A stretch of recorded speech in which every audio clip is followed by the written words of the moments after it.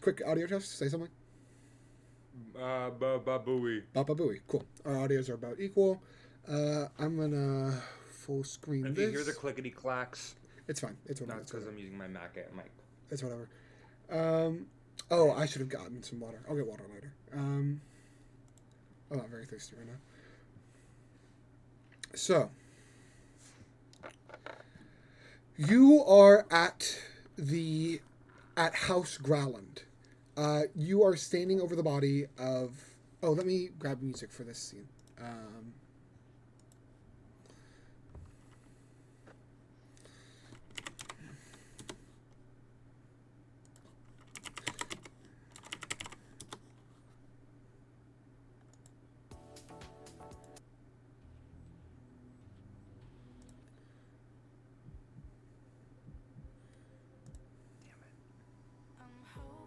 Wish I could rearrange my spells, but a bard cannot do that.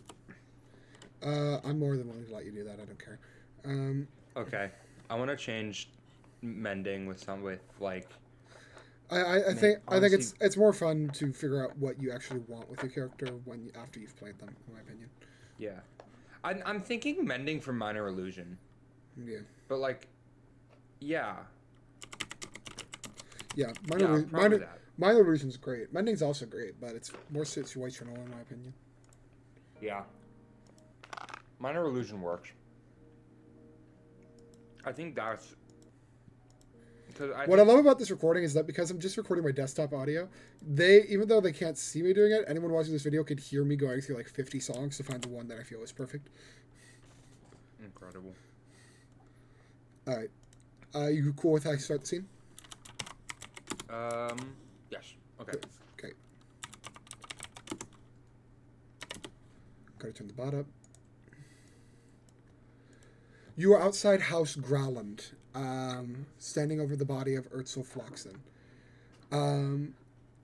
You're a bit lost in thought, trying to figure out what exactly is going on here, when your eyes drift over to Laerland. And you notice that Laerland is deeply focused on something. It seems like they're maintaining concentration on something, but you're not exactly sure what. You're welcome to give a check if you'd like. Yeah, I wanna do just I'll start with an insight to see if I can tell what it is. Okay. 15. 15. First of all, I didn't test my die yet. Your guess is that it's likely some sort of spell concentration, but not just a spell concentration that's got them so focused. Okay. Would I be able to, like, is Laerland still able to, like, to communicate, or should I? They seem pretty focused. You're not 100% sure. Okay. I will just, like, I'll do a quick eye contact with Laerland and just be like, okay?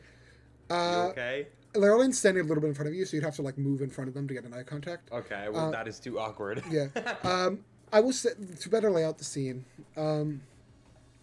you, Sass, Ventrana, and Cypher are standing over Urzel's body. You see that Ventrana, for some reason, is leading the conversation with Lady Growland, who has come down the stairs. You didn't know that was her name, but that's who that is. And they seem to be conversating. You're not 100% paying focus to this, because whatever Laerland's doing seems a lot more important to you. Okay, I'm just going to ask, Laerland, what's going on? Are you okay? Oh, yes, we need to speak shortly. Okay. She grabs your wrist and starts walking outside. Oh, okay. We'll be right back. No one seems to notice you talk. Yeah. They're too focused on what they're doing. All right, so, I know you said maybe a later thing, but I wanted to test it because it doesn't always work, and if it came up when you wanted it, I wanted it to work then, so it's easier if you've already done it before. So I cast Scrying on your brother, and he is in trouble, like a lot of trouble. Like you are of course familiar with the god Dendar. Mm-hmm. Sorry, Dadar. God of the Yuan-Ti. Dadar. Yes, the Night Serpent. Well, it seems as though your parents, in a bid to show their devotion to the god and in aid their transformation into Yuan-Ti abominations, are going to sacrifice your brother to Dadar within the week. Holy shit. Oh, holy shit. Fuck. Oh my god, and I almost just pushed that back. I almost told you. Oh my god. Thank you for going ahead and scrying. It's fine. It's fine. Thank you. You hear one of them go, Leroland, is there anything else you got us? Oh, 1 second.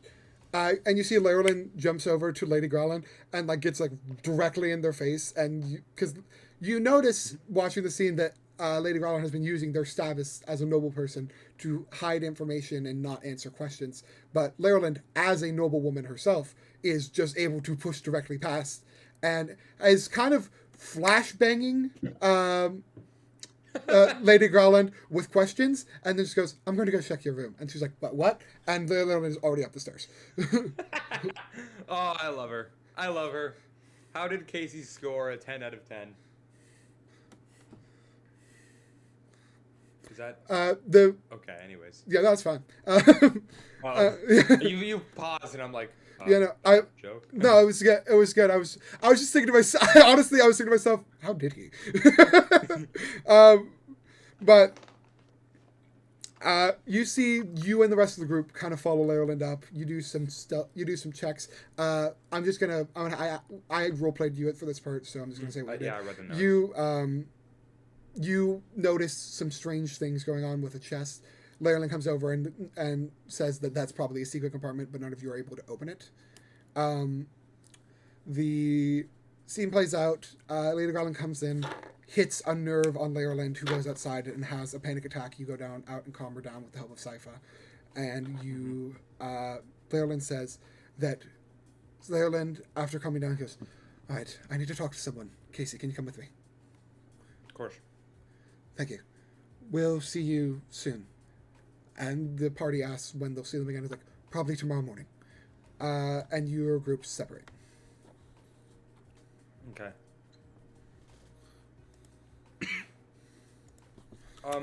Okay, actually, question. What's up? I know that Titlu adopted the name Titlu.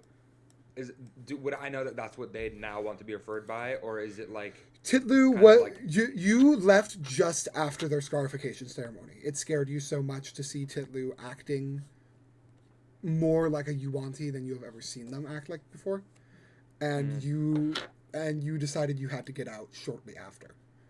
So would I don't think I'd refer to them as Titlu, or would I? Should I, for the sake of ease?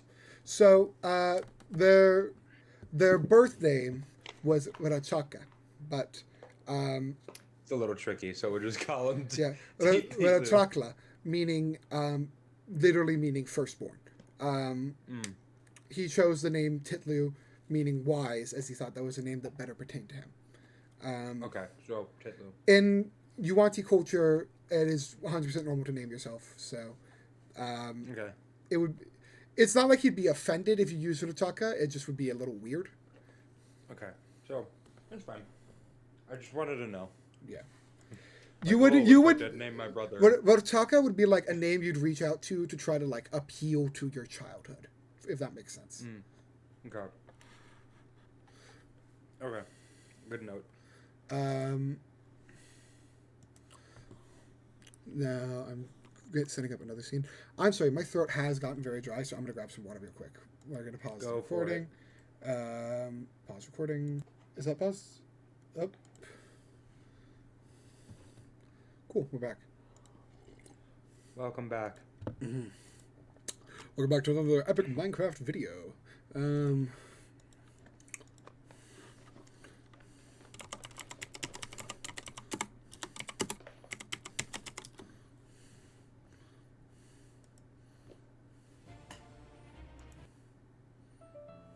Oh gods, how I love thee. There's sweet, sweet artificial flavoring. Yeah.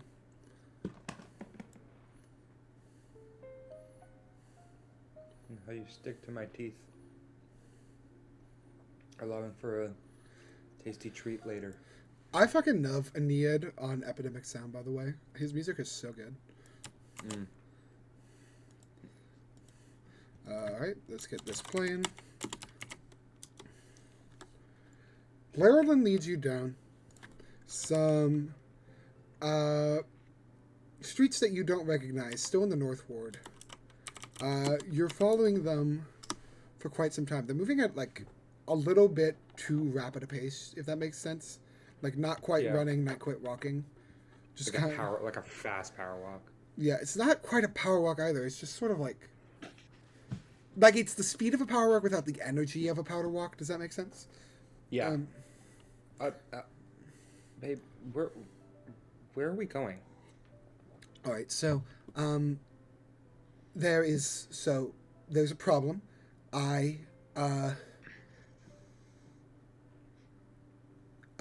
Okay. We need to fix this problem. So I am going to use the resources available to me to help you. So right now we are going to go talk to some of my friends, and then we're going to go talk to my dad. Oh. It's okay. I guess it is that bad.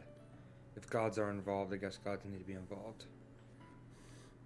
Well, I'm a warlock, so I just need a surge of powerful Fey travel energy to get there quickly.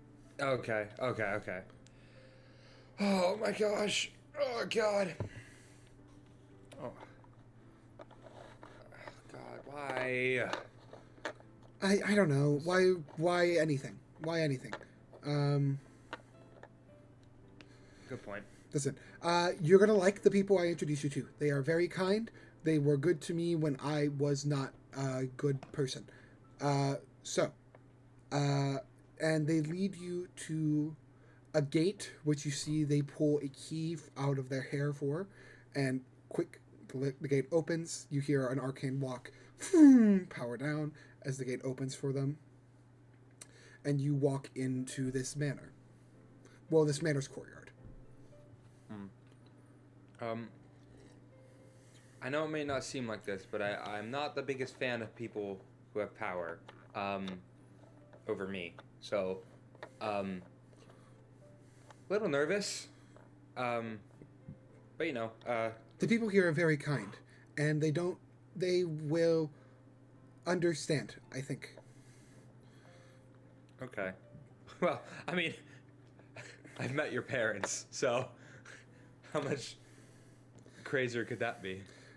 They knock on the door to this manor, and you see the door opens, and a long, tall, rail-thin man with a handlebar mustache, a bit of a long nose, balding but still has like the ring of hair, if that makes sense. Wearing a nice suit, opens the door, goes, Lady Fyland, please come inside. Who is your guest? Cassius Arminda. I am a partner of. You've brought by the partner. A pleasure. I am Mr. Castano, butler for the house. It's a pleasure. Shake, do like a awkward handshake, or not awkward, but like a handshake. This person gives you maybe the best handshake you've ever received. Oh wow! I'm gonna roll to see how good my handshake is. That's a 7. I'll roll for Mr. Castano, but I have actually given him reliable talent in handshakes and all other formal greetings. So he literally can't roll low. So his minimum roll is a 22. Impressive. Is that what he got?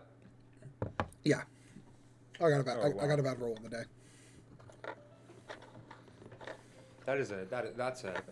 That's a good handshake. Thank you. I will summon the Lord and the Lady of the house. And you see he disappears as quickly as he appeared. And you come into this nice parlor where you see hung on the walls paintings and memorabilia and stuffed heads of conquered and slain monsters. Some more bestial, some more elemental, some more monstrous. It's everything you could think of as a monster has some sort of place on these walls or in this memorabilia. Linda, are all these people as strong as you? Some are stronger, some are weaker. It's a matter of people. So, basically, I am very much in over my head. Okay. The world has conspired. I'm actually going to see how well Darwin does with a roll. See how well she does right here. Let me check her modifier.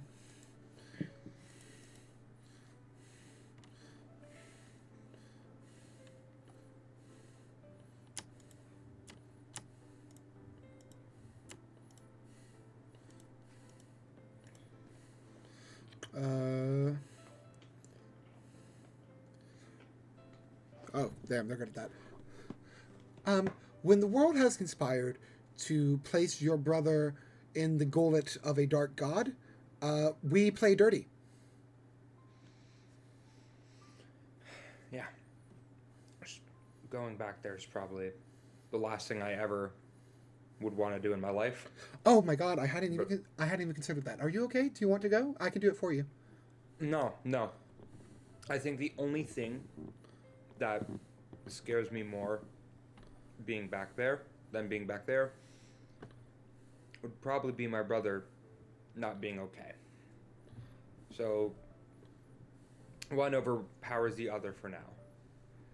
Once my brother's okay, then we just gotta get the fuck out of there, or else I'm gonna have a panic attack. I have a strong feeling about this, but what is your relationship to your parents? They essentially disowned me every chance they could, and every time I tried to win their favor back, disowned me again and again and again.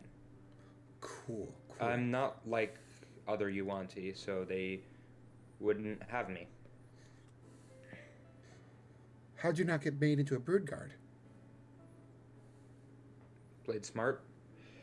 Created Jet Star as this illusion to try and fit in with other Yuan-Ti and be what they thought I should be. And then got the hell out of there. I see. So, no more hang-ups about killing them? Yeah, pretty much. Excellent. That makes things much easier. Honestly, Yuan-Ti are, like, between you and me, I want to be the guy that's like, oh, not all Yuan-Ti are bad, but, like, most Yuan-Ti are pretty bad. Yeah.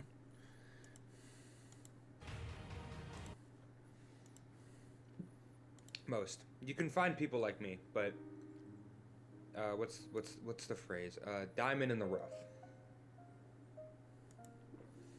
That sounds very vain. I'm sorry. No, I think that is an accurate way to describe you. And she kisses you. Oh.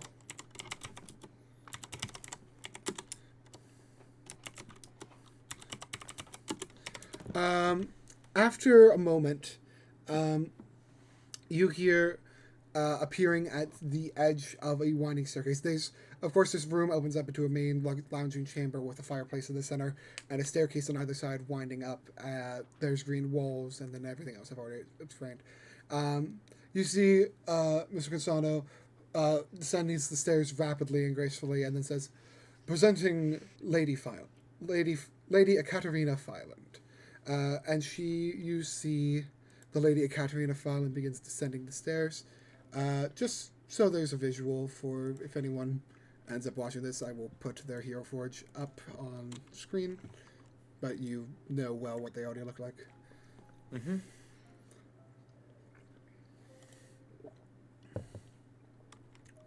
One word. Mommy.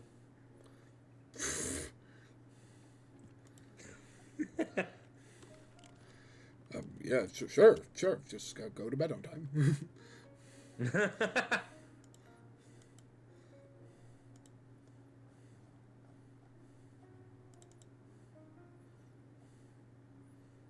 Oh, that was not in character. Oh, for sure.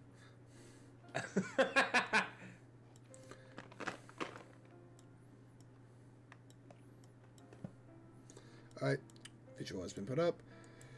Okay, So, Lady Ekaterina Fyland descends down the staircase with a delightful smile creasing her lips. She looks down, and as she gets about halfway down the stairs, she curtsies to Laerland, who returns the gesture. Give me an insight check. I'm like, should I be bowing? Dirty 20. You feel as though you should bow. Really hot. You feel as though you should do about a half bow. I will do a half bow. You all greet each other in the proper fashion, and Ekaterina reaches the bottom of the stairs and speaks. Laerland, is this your new partner, Casey Samanda? Yes, this is Casey Samanda, my new partner. I have to skip pleasantries because his brother is going to be sacrificed to a dark snake god. Yeah. Oh. Well. Yeah. Yes, let's get to work then. You see they wave their hand, their eyes glow green, and their clothes roil away in green flames and changes into more form-fitting adventuring gear. I will put that Hero Forge up on screen. In this Hero Forge, they are also using their Circle of the Stars Druid ability, but that is not present in this moment.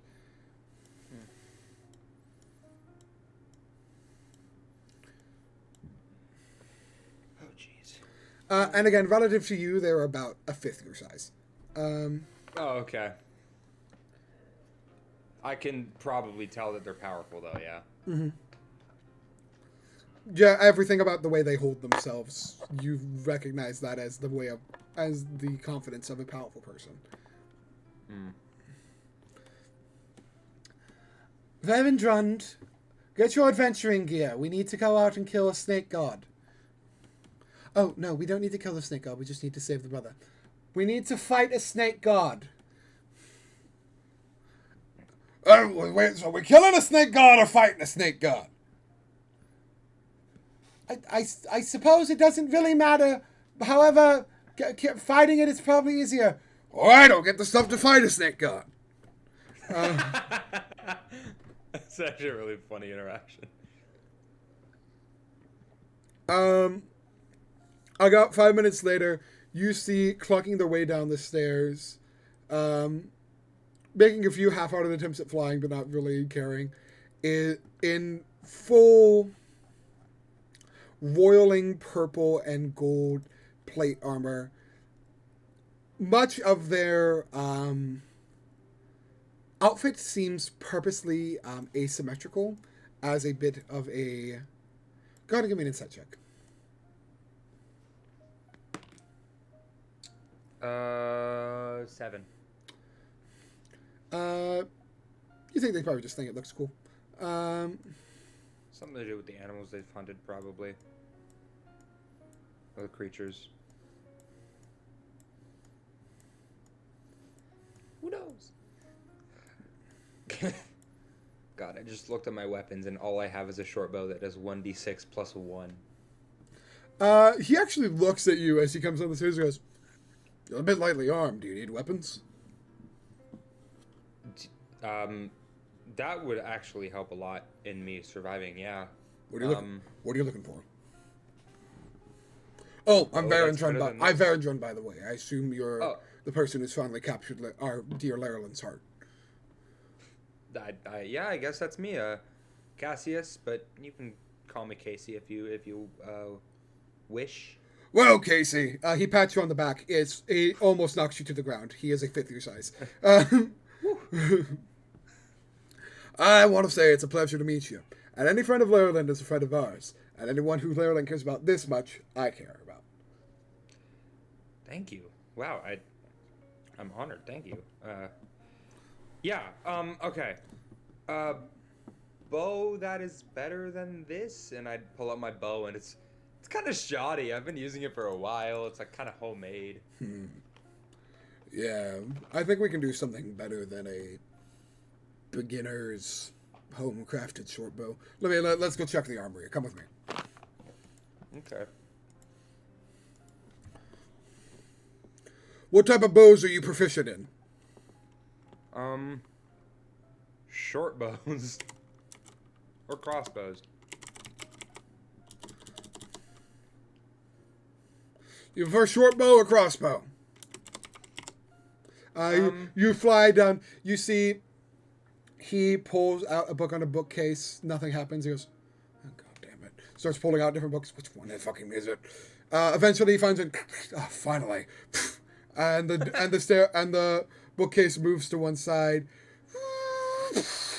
A vault. Quiz to the other end. And you see a room just lined wall to wall with magical looking weapons. Whoa. Hold on, let me see. Short. Hold on.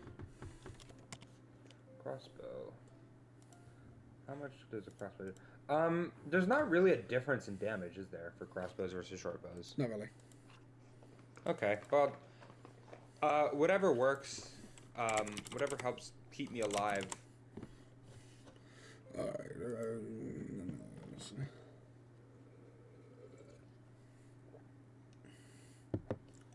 You magic caster? Yeah. I not the best, but I do. I can. How about an arcane short bow? Whoa. Works for me. All right, here it is. He hands you a short bow that you see is carved of what looks to be some white bone material and thread with a string so thin yet so strong that you can't imagine what it's made out of. You're welcome to make like an arcane nature like survival check if you want. Yeah, sure. I will do a hold on, I have a weapon equipped that shouldn't be equipped. Goodbye, hand axe. What do you want? A arcane or a survival? Our nature, arcana, or I'd say survival is fine also. All of them are the same modifier, so let's see. 10. And let's call it nature. You can tell it's made of a bone of some kind. Whoa. Okay, the short bow acts as an arcane focus. Uses the magical energy. I don't really need a magical focus, I don't think. You do. I do. Your magical focus is just normally like a loot. Oh, got it. Uses magical energy to, as ammunition, so I don't need ammo. No. Great.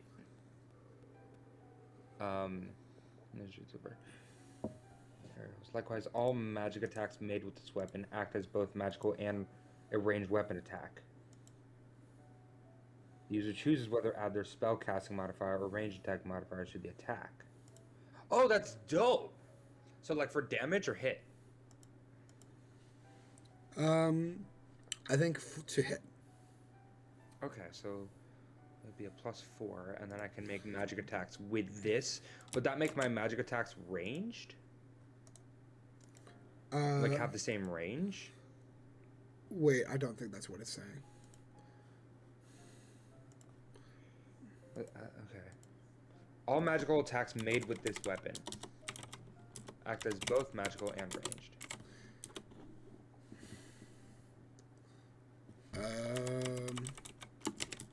All magical attacks made with this weapon act as both magical and ranged.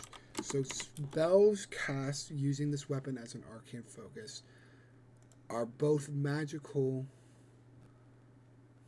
and ranged. I think it's saying that. I don't think it's giving range to your spells. I think it's saying for other ways in which the difference between a melee attack and a ranged attack differ from each other, it counts as a ranged spell. Okay.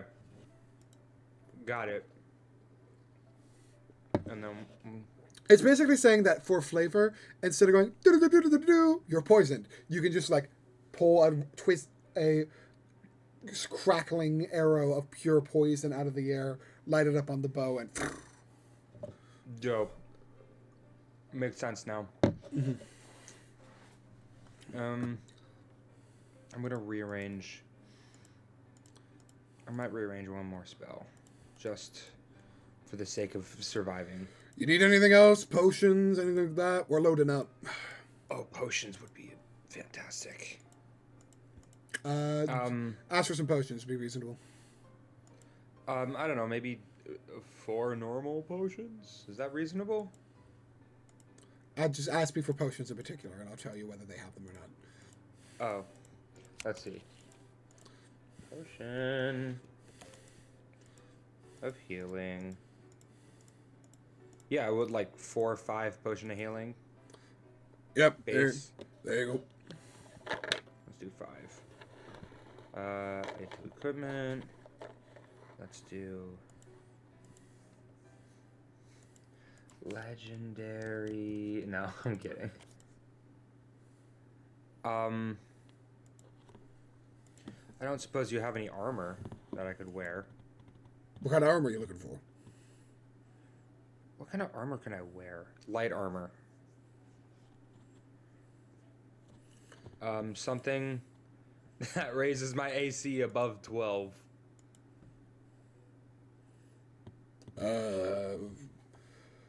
Well, I don't know what you're talking about with like AC or anything like that. It's just whatever. Armor. Proficient.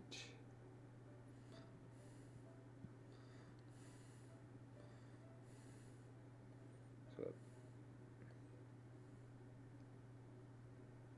padded leather. Studded leather is 12. Yeah, all I can do is light armor. So it would have to be, I guess, something else.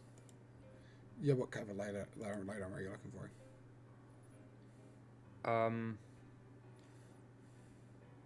The best I can do is studded leather, I think. Or chain. Yeah, chain. I think. Chainmail? Let me see if I could wear chainmail. No, it's heavy. Never mind.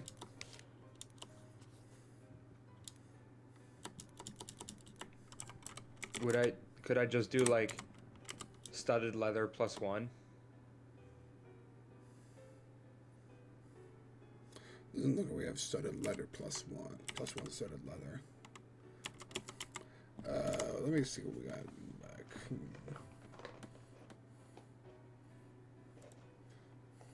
back. Give me a D20 roll. 12.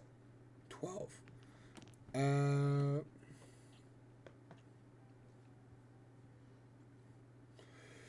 We got armor of necrotic resistance. That could work. All right, here you go. Studded leather. Yeah. You know what? That works for me. Add item equipment. A boosh. A boosh. And I have to attune it. Okay. Oh my god. Well, I feel all as equipped as I could be. I can't. Oh gosh. I just want to say for the record that as of right now, I have currently been working on something, hanging out with somebody or playing D&D or sleeping nonstop for 29 hours. Congratulations. Is this the life you dreamed of? Yes. Oh boy. I gotta be honest, I feel... this isn't character. I gotta be honest, I'm not the giant, big adventure type. I don't feel like I'm ready for that stuff yet. So Well, I'm not a giant adventurer either. I crack a little smile at that. Yeah, it will be fine. It's a quick quick smash and grab job, is it not? Mm-hmm. Yeah, I suppose it is. Leonin, have you spoken to your father yet? I was going to right after this. Excellent. Where should we meet you? The Trollskull Tavern at dawn. Do you know where that is? No, but we can figure it out.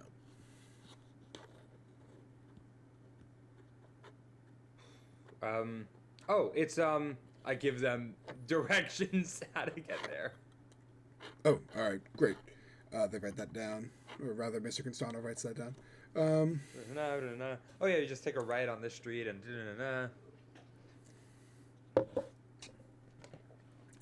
They Okay. bid you farewell, and you leave the Fyland residence. You follow Laerland out back into the garden and through the winding trees of the garden. You pass beautiful displays clearly made over a long period of time, and eventually you find a winding path that leads itself into a maze that you see Laerland begins to navigate with some ease. I do my best to stay behind Laerland. So I keep talking for a second. My audio's gone. Shit. Yeah, Oh, I cool. just want to. Got it. Yeah, I do my best to stay behind Laerland and not get lost.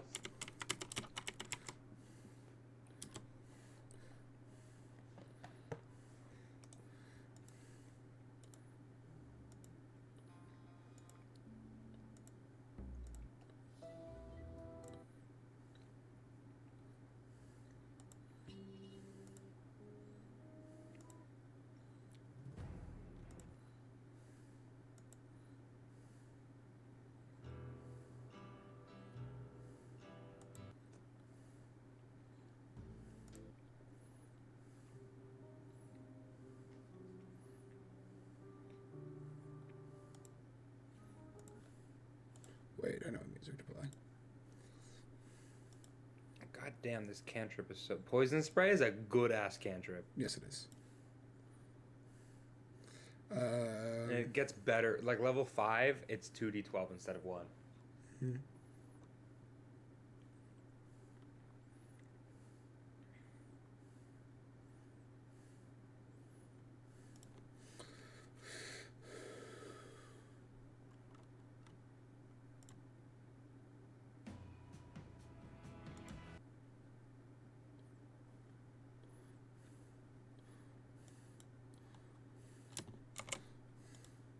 Okay, grab this.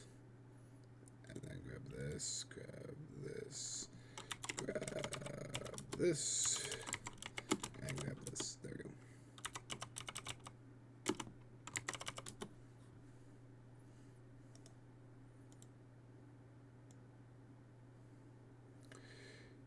You see as they navigate through this twisting maze of not so much hedges, but mixes of bamboo and shore reeds. There's plants from all over the Sword Coast and beyond this, around through these shifting pathways that Laerland walks. And as you follow behind them, making sure to never lose sight of them, occurs to you that the path you're walking does not seem to make any sense. You should have come back out a few times. You should have been to this place before. That it seems completely different. But as you continue through the winding paths, and having spoken to Laerland and knowing much about the Fae now, you realize that is in fact the point. This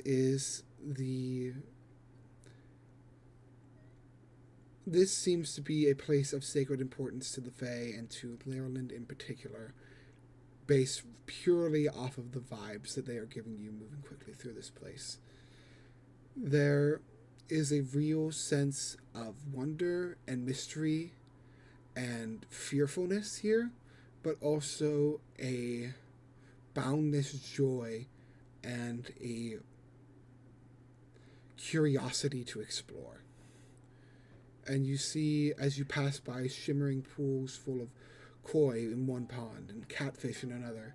You eventually reach a grove has the slightest green tint of light in the sky. And as you enter into this grove and look up at this massive olive tree, about 4 or 5 times bigger than any olive tree you've ever seen. I don't know if there are olive trees near you, but any regular olive tree. There is a small spot cleared out just at the base of the tree that looks as though the grass and the flowers and the tree itself have bent away to the will of one powerful spellcaster who now walks to said spot beneath the olive tree and, folding their legs, takes a seat and closes their eyes.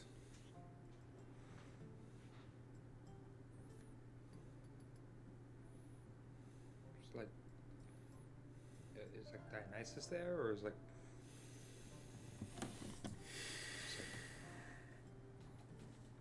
should I join you? I'll just stand here. I can't get it in camera, but they reach out and just kind of pat the ground next to them. Oh, okay. Without opening their eyes. I kneel down. I curl up. Yeah. And there they sit, one hand on top of the other, placed firmly just below their chest, and breathe deeply for some time.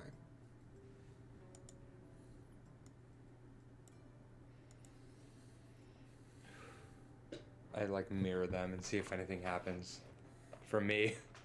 Go ahead and give me a religion check. Religion. What's the modifier for that? 12. How late can you go tonight, by the way? How late can I go? Yeah, I don't want to I'm gonna call it at 11. Yeah, I don't think we'll go past then, but I doubt it. That's about where I want to go to. Yeah, that's probably around there. Yeah. Part of me wants to stay awake all of tonight, too, for literally no reason other than to say I did. Bruh. I'm sorry, what was your check? 12. 12. You hear your breathing begin to...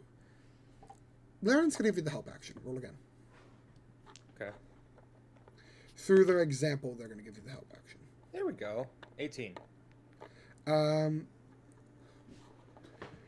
You begin to hear a voice that you do not recognize humming sweetly, as if a mother singing to her newborn child. In a language you don't understand, or rather a language you don't know. They hum a song about journeying far from where you are so that you can go where you need to be. And the impetus of the story is the realization that where you needed to be was not, in fact, a different place, but a different place of being. And that... friends we made along the way. I mean, it's more about self-identity, but yes, same concept. I know. No, I'm making a shitty joke. Okay, keep going. You know, I mean, that is the correct concept, yes, just slightly different theme.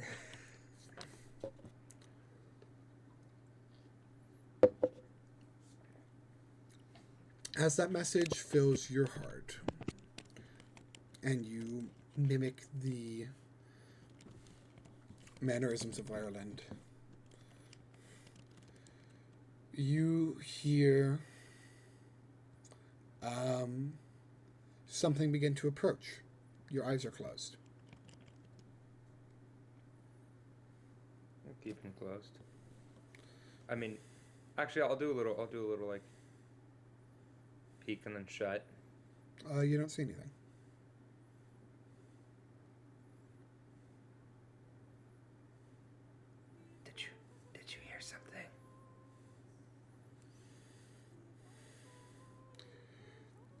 You hear Laryl is on your left side. You hear on your right side.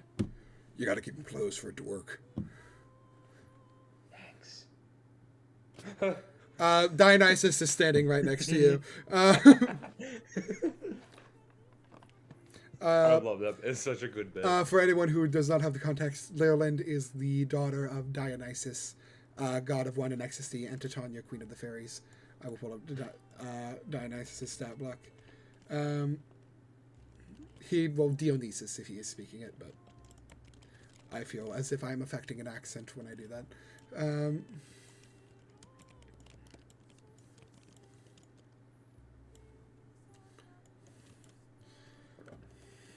Right, keep going. Yeah, I was just showing off Dionysus. You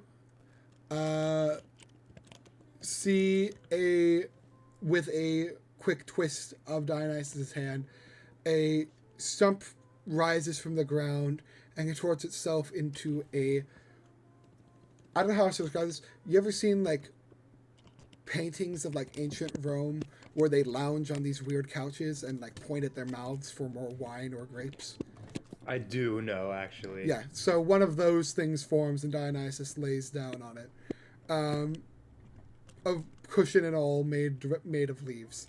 And Dionysus speaks to you thusly. My dear daughter, and Cassius Armando, it is a pleasure to see both of you again.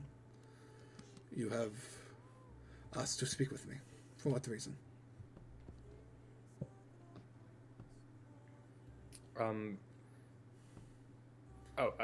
Sorry, were you about to say something? No. My brother is in trouble, and Laryland taking point on this, but wanted to ask for assistance. Yes, I need to be able to, Feywalk. Ooh. Yeah.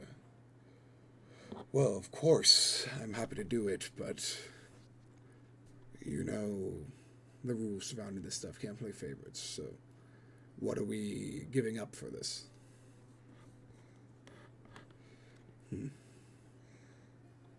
I will...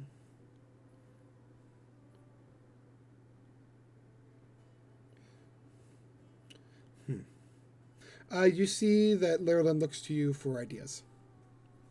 Okay, let me see what I can do. Could I do an insight or an art, religion or something to see the Yes. level of thing I need to give up for it? Yeah. What would it be?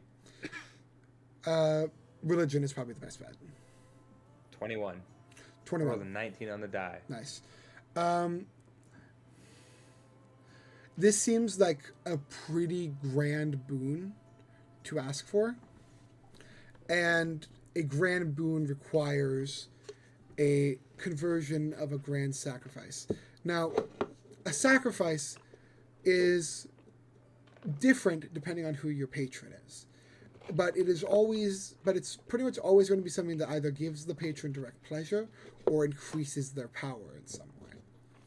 Now, for a more depraved god, like, I don't know, that one tiefling that likes debauchery or shit, it might be something as like, you can have sex with me to, I will bring you this many slaves.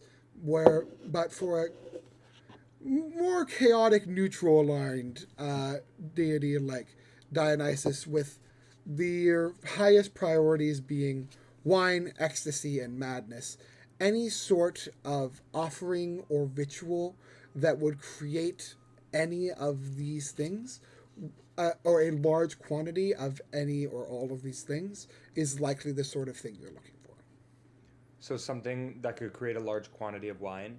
Wine, ecstasy, or madness. Specifically the consumption of wine. Okay.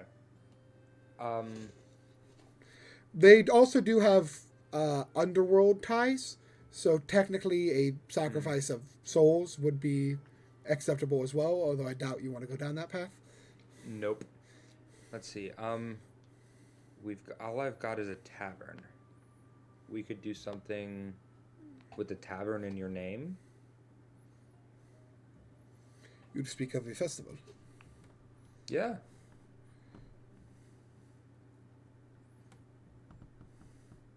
You wish to host the gods?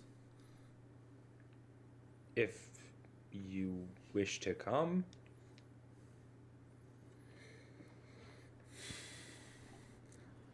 You see, Larilyn kind of looks at you with a bit of skepticism, and Dionysus kind of looks at Larilyn, with a bit of a knowingly thing. I'm new to the whole gods thing. I never really praised mine, so Yes. if it's not an acceptable thing, I can try and find something else. It is not the acceptability of the dust that is the issue. It is the fact that I'm kind of the best in the world at this thing. And when I do something like this, I go pretty hard. And I don't want to cause mass hysteria or anything at my daughter's partner's establishment. Okay. But have you ever been to an open mic? Give me a persuasion check with advantage. Persuasion. That's an 18. Let's see what the next one is. On the die, at least. Okay. A persuasion check with advantage. 26.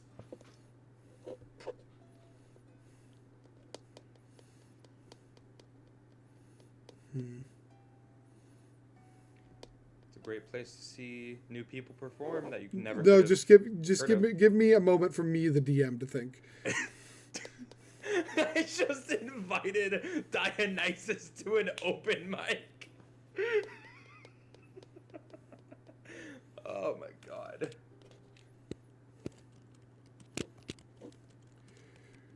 You're going to regret that. And he extends his hand like this. Do I have to kiss it or just Lara? Okay, You're supposed to kiss. He has a ring here. You're supposed to kiss the ring. I kiss the ring. You hear a sort of like an implosion sound sort of in your ears, and a grand cheering and hooing and hawing. Followed just slightly drowned out by screams of terror, and you realize that you have signed yourself up for something.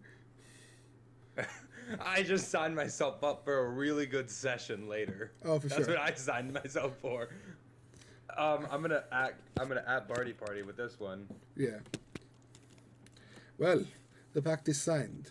Of course, I will grant my daughter the use of a Fey Walk spell. Good luck with that.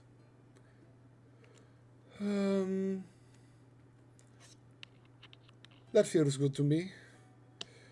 You see that he walks away into some reeds, and as he does, he fades and turns into reeds. Well, we got the Feywalk. You know, let's just be concerned with the other things later. We have to focus on one thing at a time. Time. We'll get to that later. That's gonna be a whole thing. But you know what? We have the Feywalk. We can do this now. I did what I had to do to save my We brother. did what we had to do. You know, everyone they'll understand. We might need a new tavern. Anyways, We just got this one finished. it's fine. It's fine.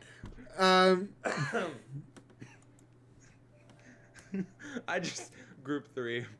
I just invited Dionysus to an open mic at the tavern. So problem. You did what? No, I think that was perfect for another set. That's perfect setup for another session. Let's be real. Oh, 100%. You hear the call of voices around you and see some will-o-wisp appear, and Laurelyn begins to follow them and tugs on your hand for you to follow. And you follow the will-o-the-wisps out of the Feywild. Lovely.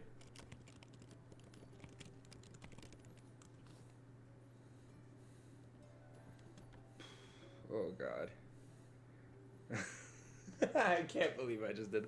Every time I'm with the gods, I make irrational decisions that are always incredible. Yes. God, he literally that is a static effect on Dionysus. Is it really? Oh yeah, causing madness and irrationality in others. Well, I guess I'm role playing. You're role playing it quite well, yeah.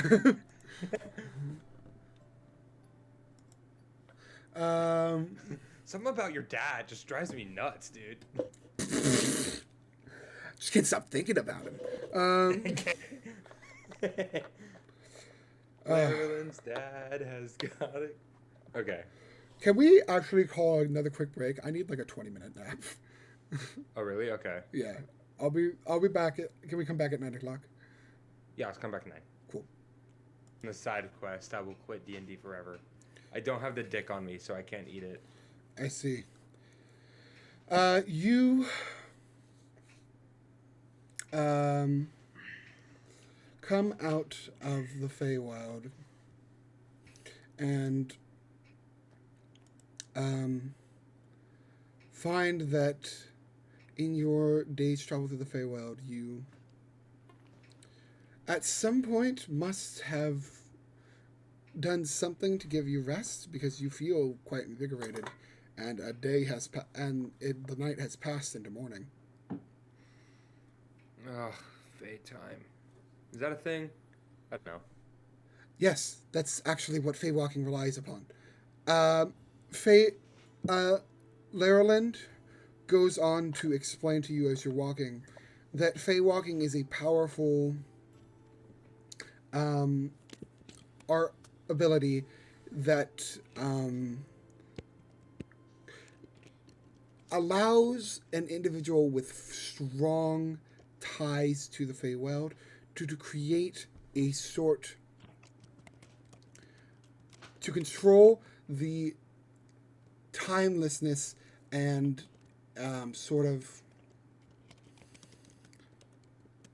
time changing properties of the Feywild to transport themselves over a long distance at a relative pace that feels very fast.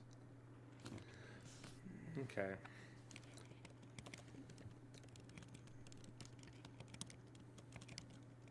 Hold on. Jordan just texted me. Gamer moment. POV gamer. It was.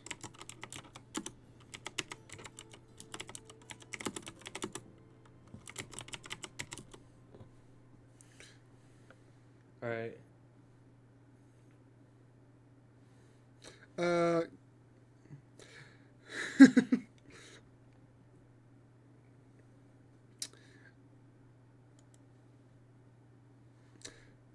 Hold on. Is Jordan okay? Yeah, they're okay. I'm inviting them to listen in. Oh, cool.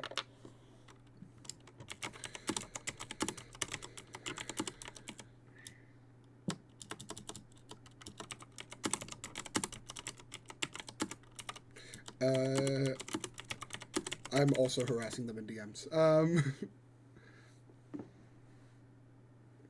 on. Okay, they're gonna take a shower and then they're gonna listen. Said the same thing. All right, keep going. You, as they explain this idea to you, you arrive at the Troll Skull Manor. You find Ventrana and Sassafras starting their day inside. Sypha is not here yet, but as they ask you where you've been and so, Lerlin begins to explain the concept of Fey walking and the whole situation that's happening. About halfway through explaining, Sypha walks into the room, and Lerlin goes, "Oh, good, you've arrived," and restarts their explanation of Fey walking and the whole situation that's going on. Lord and Lady Phylan poke their heads in just as the conversation is ending. They're going, "Good, then we have everything we need to go." And you see Lerland tugs on their necklace a little bit, kind of shifts it in their hand, and their eyes flash emerald green, and they begin to speak in Old Sylvan, and the as they rush you out of the tavern so as not to get to the tavern in the crossbow, you see the world begin to both shorten and elongate around you from your perspective. You see people rush by as if they are moving very, very fast, and others that seem almost stock still. And you see these great flashing of light and a fizzling as a portal begins to carve its way into existence slowly, Whoa. showing. I give a little wave to my friends as I as I go. They give a quick wave, and as they wave, everyone except Sass waves back. They you see that the begin to slow down and stop in their movements. You see this portal begin opening up, and you see an expanse forward in front of you of a stretched out what it looks like is a combination of two things. And I'm going to use anachronisms to describe it as well as I can for anyone listening. The front, it looks as though a path of not just flowers, but like flowers and leaves and shrubs and all these small plants is opening up around, and then all around that it looks sort of like a Star Wars hyperspeed jump. So it seems as though the world is moving very fast around you whilst you are walking a very short distance.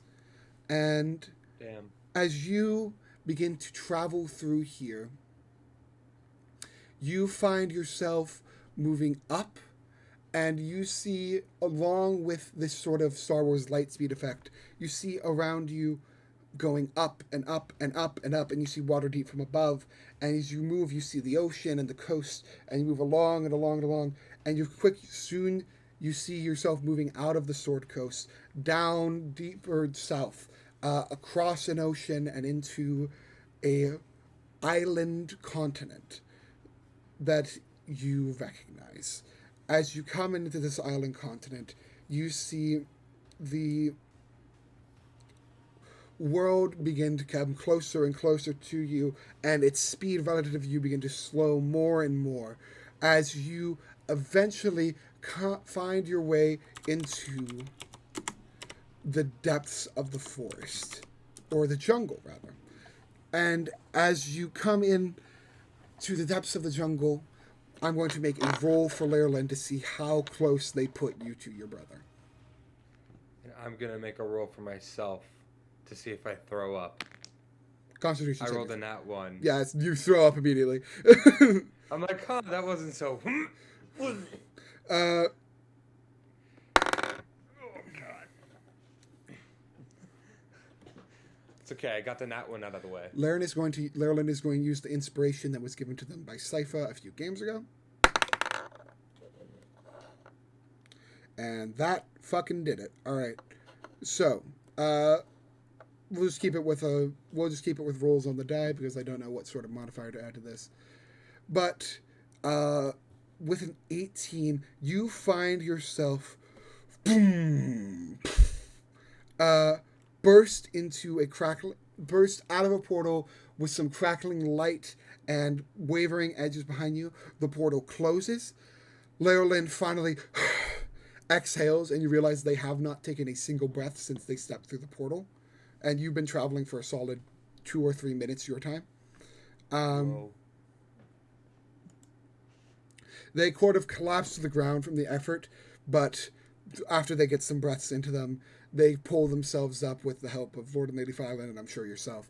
And as they look around, you see that you are well and truly in the depths of the jungle. Could I roll survival to see if I recognize it? Give me a history to see if you recognize it. Or if you have unless survival is better for you. Both are the same. 16 plus 2, 18. 18. One sec. I'm rolling high. Knock on wood. You do recognize it. You are in a courtyard where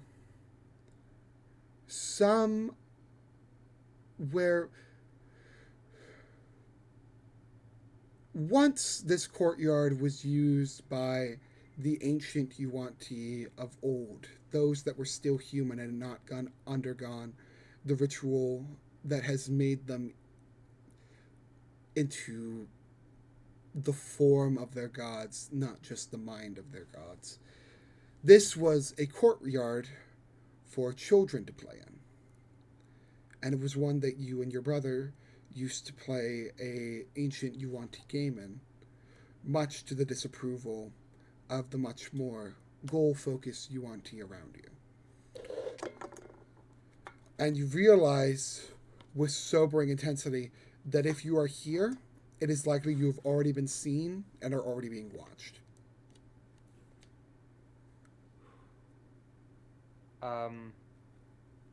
Okay. I look around. I'm going to do a quick check to see what's around us. I'm like, everybody stay sharp. You see Maryland, Ekaterina, and Varendran all throw up spells protecting themselves. And each of them downs a potion of poison resistance. Fair enough. Okay. Perception check. Or would it be investigation because I'm actively looking for people? You're actively looking for people? Yeah. I think in this case it's perception. Because I think you're scanning the tree line and stuff like that. Okay. 11, 12. You see this massive snake just barely poke its head out of the underbrush to get a better look at you, and then slide back in, and you know that's an abomination. I pointed out quietly. All right. So we've been tagged. They're probably going to be setting up an ambush for us. Would I know where the altar is from where we are? There are several altars to several different snake gods. Okay. And each god has several altars. Give me a religion check, though. Okay. Make it with advantage because you're directly familiar with it. Nat 20. Excellent. You know exactly which altar it is because if this is an offering directly to Dadar and one of such significance to try to transform a Malison into an abomination, there could only be one altar for it. And that would be the prime altar in the heart of the Dark Temple. Lovely. So, I quickly and quietly draw out a little map of where we are, where we have to go in the dirt. We're here. This is where, how do you pronounce it? Titlu? Titlu? Titlu. Titlu. We are here. Titlu is going to be sacrificed here. Get in, get out, I guess. I don't do these types of things often, but... Smash and grab. Mm-hmm. All right. Forgive me, I, as the DM, have not looked at the stat books for Varendran and Ekaterina in quite some time, so I'm just remembering what that can do real quick. Fair enough. Casey's snapped into, secret agent mode. He's on high alert, that's why. Does not like being back here, he's paranoid. Give me a luck check. What? 9.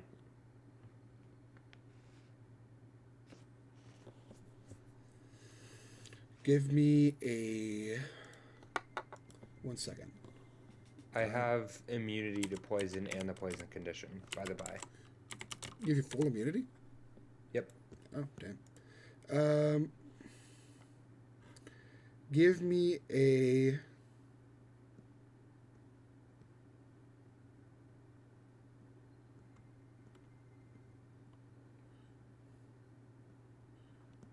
Wisdom saving throw. Is it magical? Yes. Okay, I get advantage. 2. Come on, big number. Got a 2, and then I got a 3. So that is a 4. You see slithering out tail of a snake. Apologies, I did not have enough time to make hero forges for all the characters for this, so you're just going to have to take a description. Slithering out, golden bronze skin, eyes, head of a woman, shoulders of a woman, snake arms, snake torso, and snake's forearms, by the way. Whoa. Yeah. And snake lower half. You see none other than your own mother come sliding out of the undergrowth. This is a woman that you saw only occasionally as children were raised communally, but it is the woman you recognize as your mother, and the woman that, if you have any attachment to a parent, it is them. Casey's hyperventilating. Cassius, so glad you've returned to us. Help us finish what we've started. The suggestion spell has been cast on you. Okay. Yeah, okay. Sure. You see Lareland grab you on the shoulder, look you in the eyes. Do you remember what I asked you? No. I don't. What they asked you when you were waiting for Lord and Lady Fyland. Straight up no. Give me a history check then. Okay. We'll say the suggestion spell is tampering with your memory. Okay, history? Yeah. It's not bad. It's a 14 on the die. 16. The question was, any attachments, or should we just take them out? Oh. You are not prevented from speaking your truth here. However, you must, to the best of your ability, help them carry out what you know they're trying to carry out. Okay.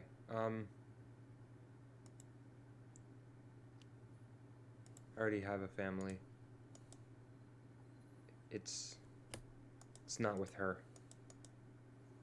And then I start moving towards her, but I say that to Laranellen as I keep moving. Roll initiative. Fuck! 4. I'm just gonna say it. It's only me.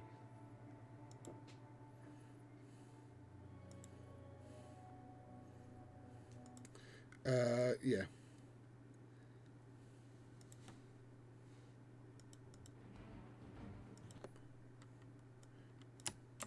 I'm changing the music. Just 1 second.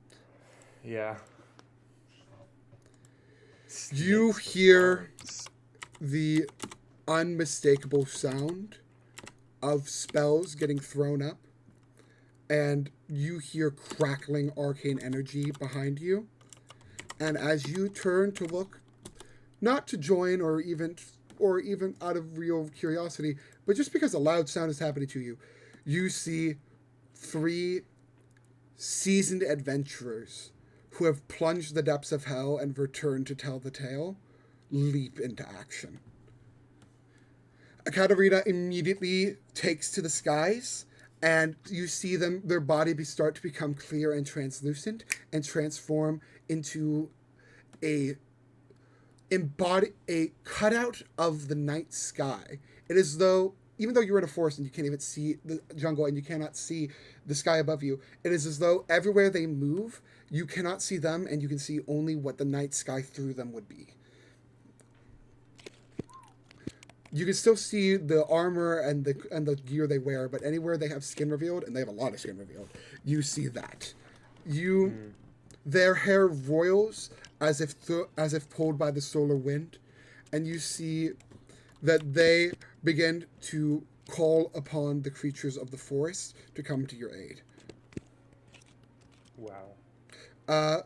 Verendrund immediately dashes towards your mother, sword dragged on the ground behind them, and moving with a motion as if he is going to try to decapitate your mother immediately.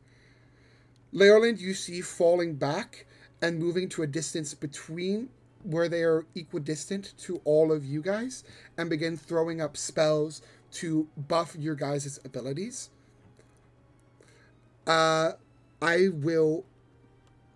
What are you gonna do? You are still under the effects of the suggestion spell. Can I try and break out of the spell first? Let me see. I actually don't know.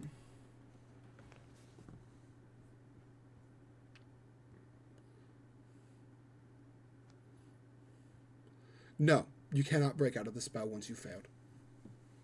Not even if I stab myself? You can't also. You also can't commit an act that would harm yourself during the effects of the spell. Damn, that's clever. Okay, but am I still allowed to damage my mother? You have to help them finish this, whatever that means to you. You know what they're trying to do is sacrifice your brother so that they can become abominations. Yeah. Them being dead would not help them complete this. Okay. Fuck. Could I do any What was your initiative? 4. Oh fuck! Let me roll for everyone else so I can see where they go. Yeah, what happens? Is there any way I could sort of... So first to act actually is your mother. You see their eyes narrow, and they just full turn and start slithering away. I will follow on my turn. Yeah. Just directly into the brush, towards what you know to be the Dark Temple. Mm. Okay. I haven't done this in a long time. They literally take a full sprint action to move 5 times their speed and try to get the fuck out of there.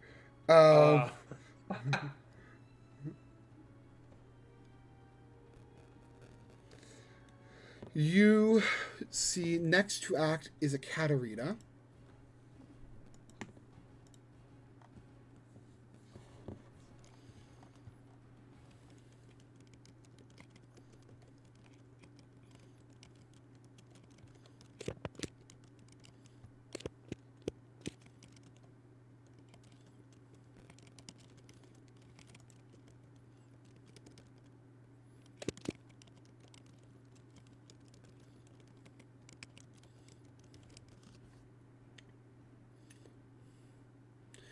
Who you see holds their staff aloft, and out from their chest you see a shooting star emerge forth and take a projectile form of roiling energy. It hurls through the air and attempts to strike your mother. I assume this is going to hit, but I'm going to check.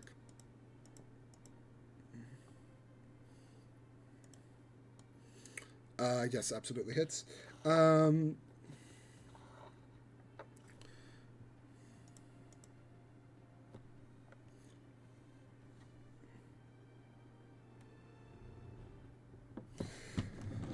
And does...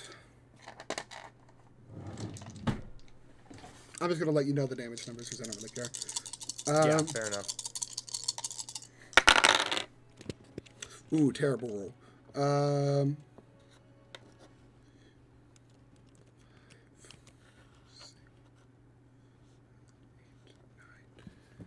Only 9 points of damage. Damn. But you see your mother outlined with glittering starlight. Great, I can follow my mom and help kill my brother. Because that's what I want to do now. I need to Jack. record their health.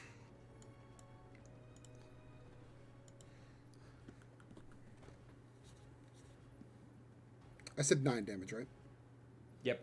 Okay.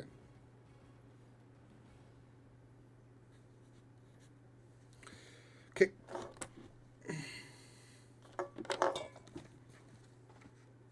Should probably write down who these numbers are for so it's easy to keep track of.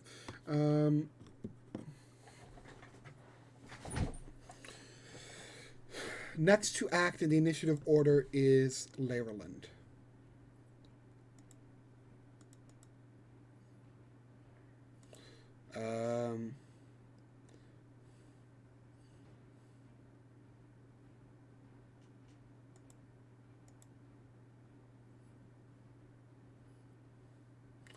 Man, they just get 4 guiding bolts per long rest for free. That's wild. Yeah.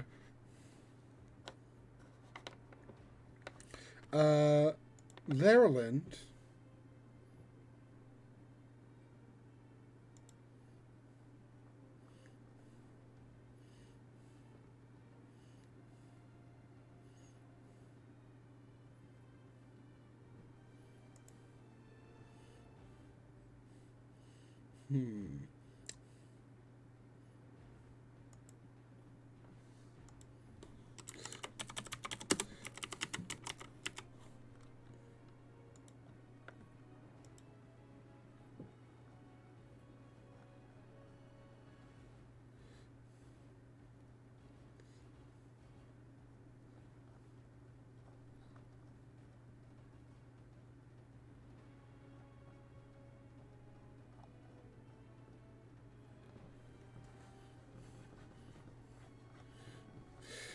Is you see starts muttering under their breath and calling upon the strength of the abyss.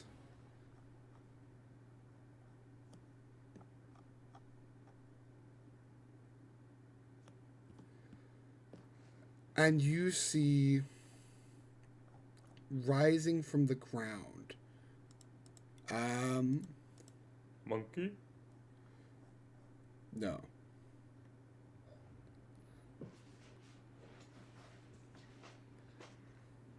Oh,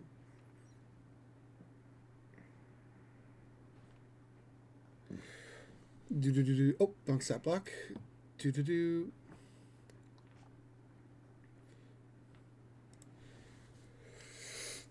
Vicious, cruel, and powerful. A Tanaruk. I will send a picture. Okay, good. This would be very much nice. Wielding a massive club and screaming in rage.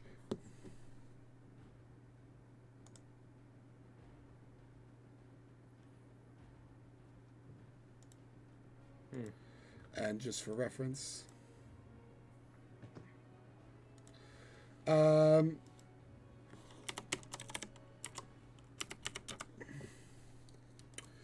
grab the stat block.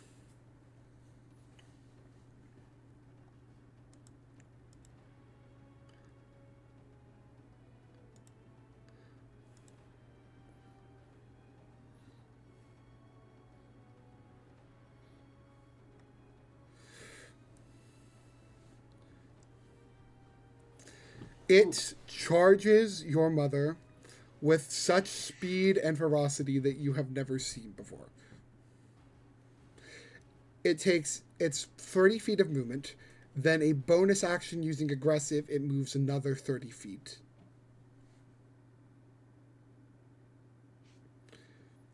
And it attacks with its greatsword.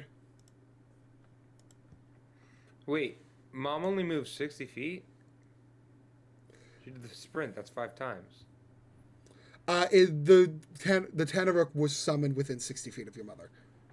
Oh, Jesus fuck. Yeah, because Lerlin moved their movement and then summoned about, what's the range? Just making sure I didn't fuck this up. Summoned 60 feet further. Yeah, so they could have reached.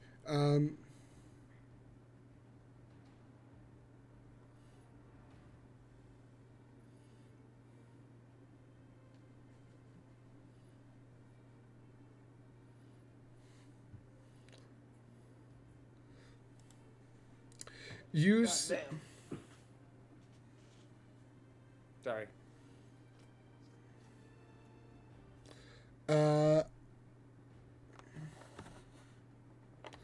All right, let's do these attack rolls. First attack is gonna hit. Second attack is an at one. Third attack.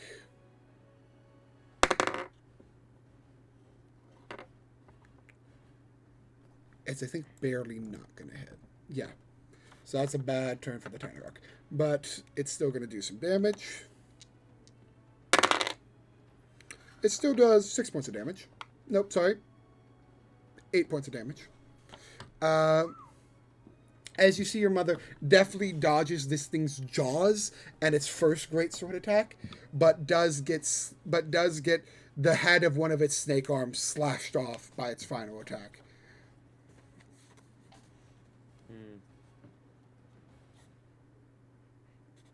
Ironic.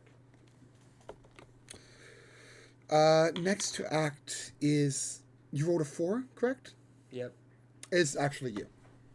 Oh, okay. Varangian rolled very poorly. Well, I'm still under the effect of the spell, so I'm just going to sprint after my mom. Cool. And that's my turn. Oh, sorry. They have to roll to maintain concentration from that damage. Ooh. What do they add?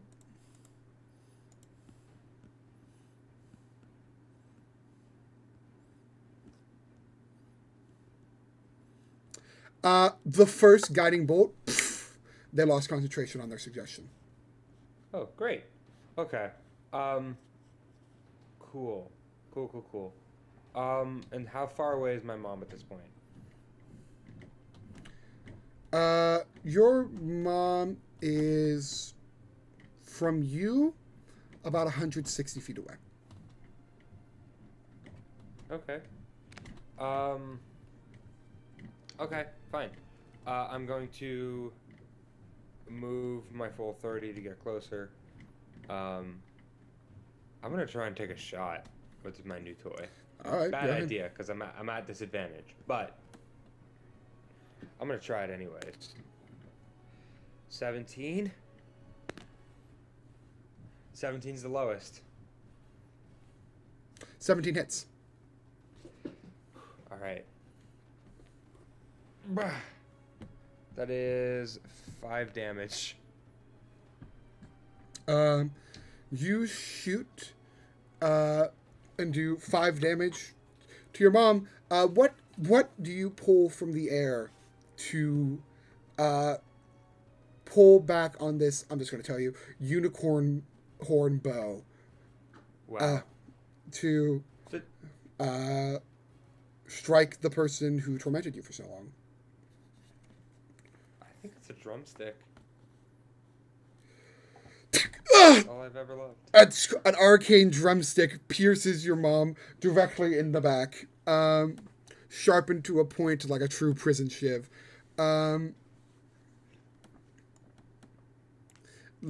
Music hurts, bitch. Okay.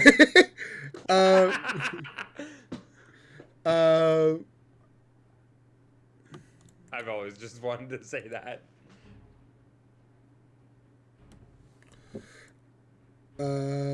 sorry. Better line. Love hurts, bitch. Yeah.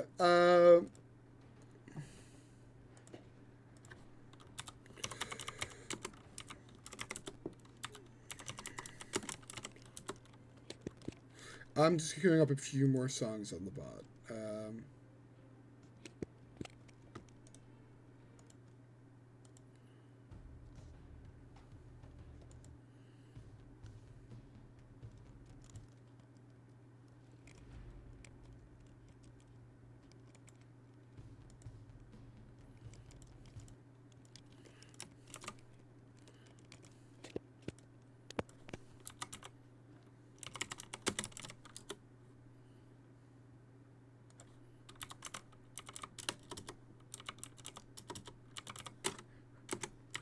I turn over. I'm like, I'm sorry. I really just always wanted to shoot my mom. I get it. Leland says as they run past you. Oh,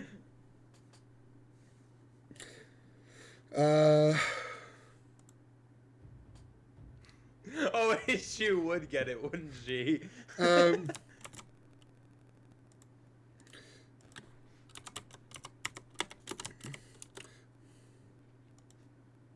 And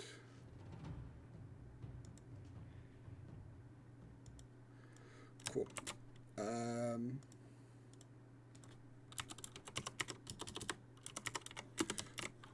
That should be enough for now. I can add more if it feels like it's getting static.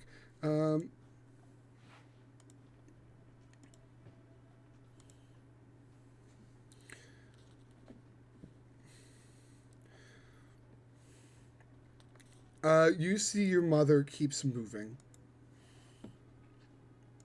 Okay. Okay. I'm going to do something more. As a bonus action, or I could have done this while I attacked, but I can expel a bardic inspiration to do psychic blaze and do 2 extra d6. So I'm gonna do that. Awesome. So it's an extra 6 plus 6. It's an extra 12. Oh shit! So it's an extra 12 points of damage. Yeah. Doing the most damage out of anyone so far, Casey shoots a fucking drumstick into his mom's back. Hell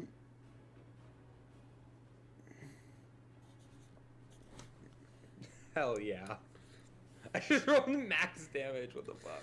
You see an aura of pure, fiery determination surround Verendrun as they fucking hard charge through the forest. They're small, but they are heavy. Just clang, clang, clang, clang as they move rapidly through this jungle. You see it just melts away and the vines sort of tear away from them as they get a straight shot towards your mom. That's their channel divinity.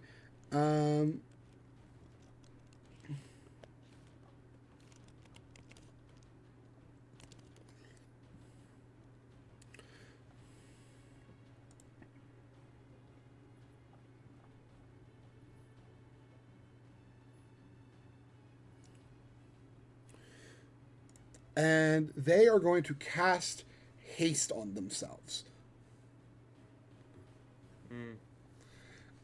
So you see them just boom, boom, boom, boom, boom, boom, boom, boom, boom, boom, boom, boom, and just fucking sprinting through the forest, leaving a trail of fire behind themselves as they chase after your mother. They move so they don't get to dash this turn. So this turn, they are moving.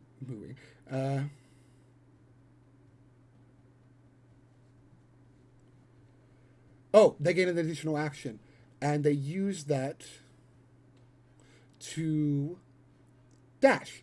So they are going to move.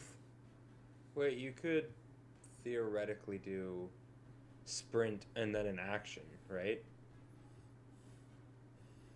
Because it's action, bonus action, and reaction, and he gets an extra action. So his bonus action was to activate Peerless Athlete. His action was to cast Haste, and then he's using the extra action he gets to dash. Oh, makes sense. Yes. Big boy moves. Making him move a total of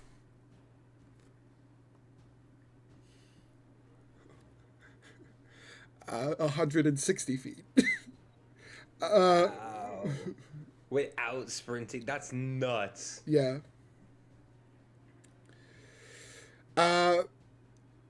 He is going to move just behind your mother, just so I can say thematically that he comes in for a swing at the neck with his Vorpal sword. But that is his turn. Paladins are fucking crazy, man. But Yep.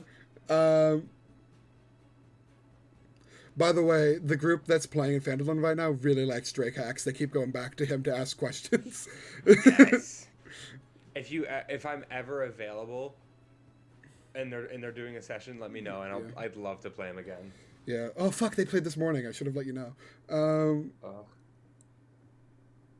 Hello, my friends. Dre? No, if I ever run Phandalin, I'm gonna have Dre be the. Whenever I play Dre, this is completely off base, by the way, for anyone who's watching. But whenever I play Dre, I feel like I'm playing like the movie version of the real person, if that makes sense. Because I'm less hello, my friends. I'm like, hello, my friends. How may I help you? Yeah. Yeah. Fair enough. Yeah. Who knows? Maybe Dre's found his center. Yeah. Found his inner chakra during the time skip. Yeah. Can't wait to run that, by the way. So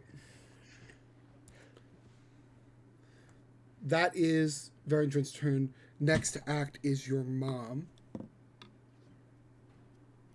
who you see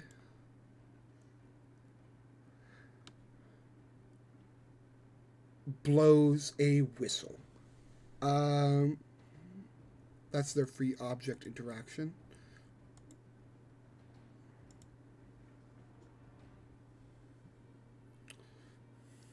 And dropping down from the sky, leaping from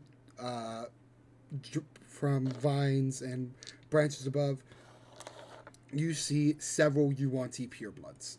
By the way, even though mechanically you're a pureblood, you are in actuality a Malison. Okay. So these Yuan-Ti are actually beneath you in the social cast. Interesting.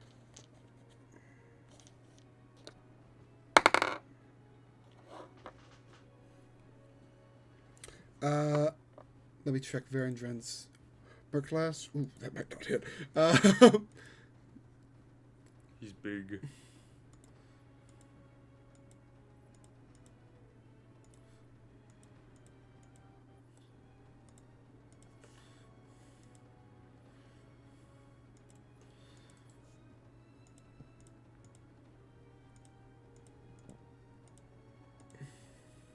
Oh, it's here. I was looking for my stat block. They add a +3 to hit, so remarkably, with an 18 on the die, they do not hit Varendran. Wow. The others are going to shoot short bows from the trees. I am rolling 12 short bow attacks. They have to, and just for clarification, they need to hit a 19 on the die to even hit Varendran. Damn. 6, 7, 8, 9, 10, 11, 12. And I know there's mob rules for mob combat, but I'm rolling it like this because it's fun for me.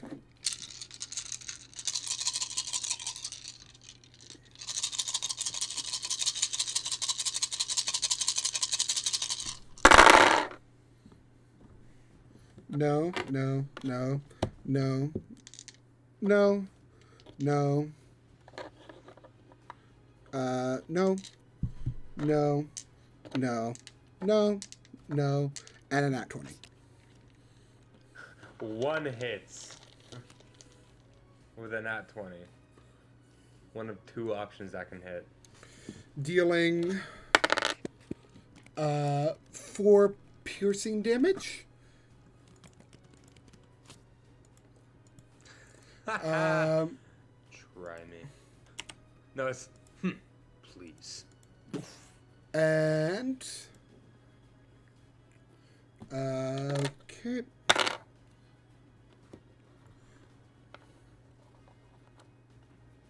Two poison damage. Because Varendron has a potion of poison resistance up.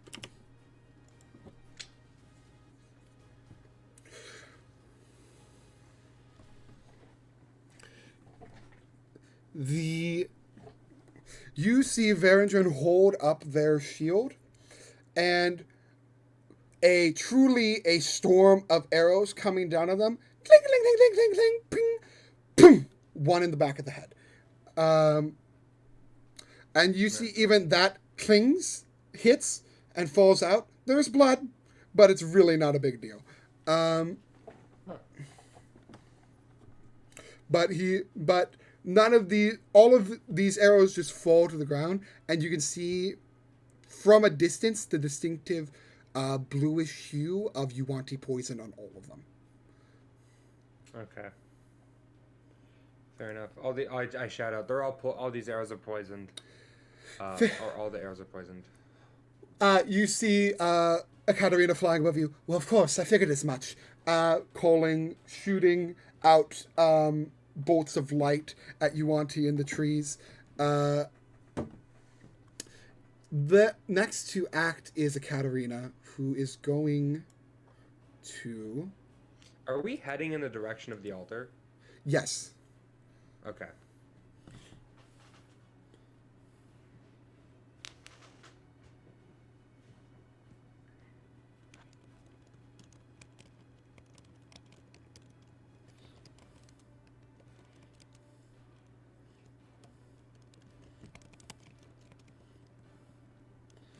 That's not going to be very useful for this. It's not going to be very useful for this. Did we ever make a name for Casey's mom? Your mom's name? Yeah.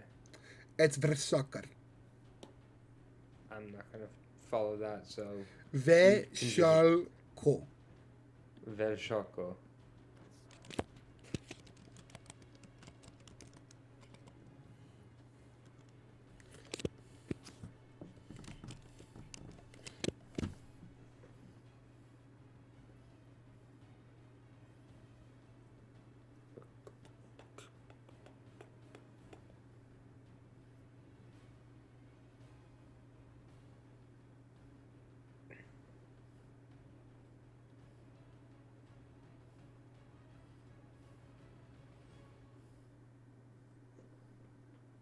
Whose turn is it? What's going on?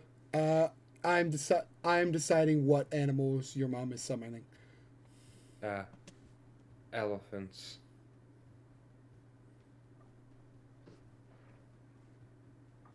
Sorry, not your mom. Ekaterina is summoning. Yeah, for fair enough. Cherry, that story now. I'm drunk.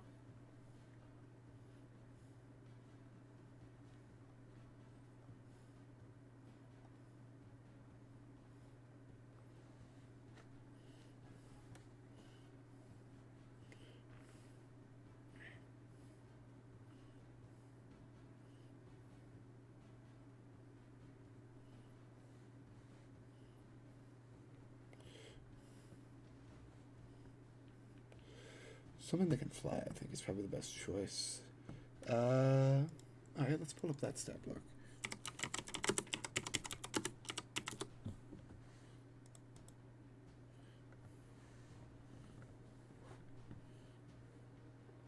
Yeah, that works.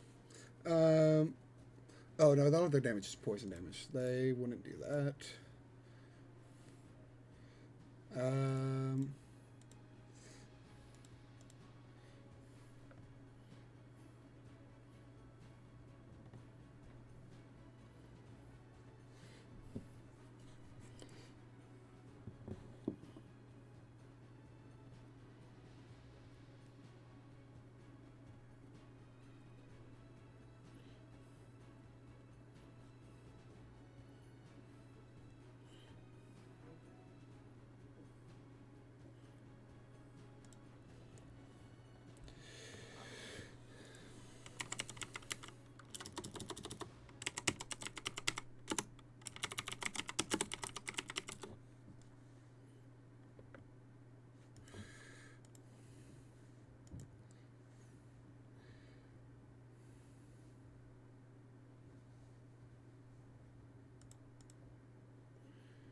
sorry, there's a lot to choose from here.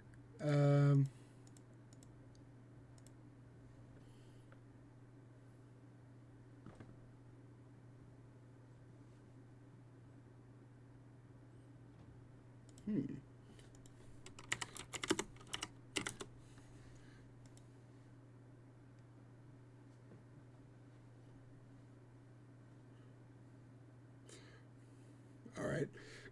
That will work. Fun. Good animals.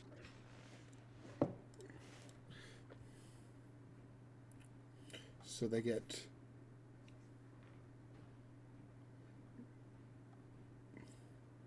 You see? You see 8 apes become swinging out from vines out of the forest with faint celestial energy surrounding them. Magic monkeys! And just begin fucking punching Yuanti in the face. It seems like Ekaterina has summoned a large number of apes to keep the pure blood occupied. Okay.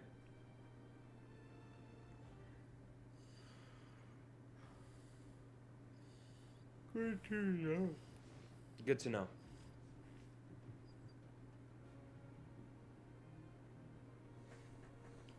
Let's keep moving. Okay. I'm just taking this spell slot away.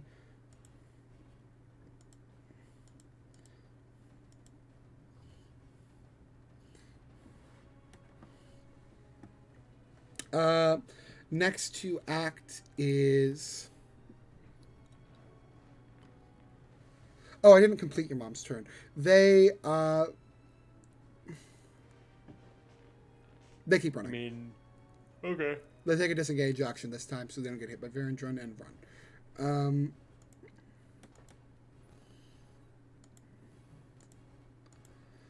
Next to act is Laraland, who sends the Tanarak continuing after your mother.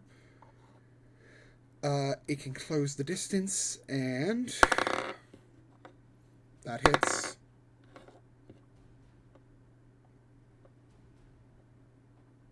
That does not hit. That hits.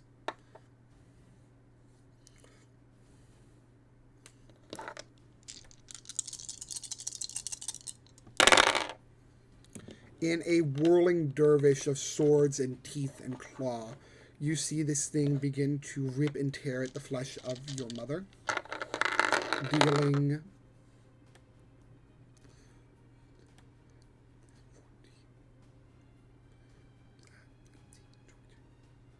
25 points of damage.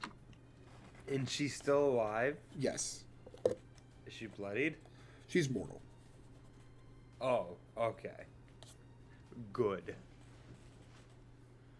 Jesus Christ. I only have 18 HP. Like, what the fuck, Mom? How'd you make me? How did I make you? Okay, you know what? I don't need your approval, bitch. They're actually exactly mortal. Oh, really? Oh, that's Yeah. fun. Mortal's 10%? Yeah. Actually, no. They're 1/11th of their max health, so they're a little less than mortal.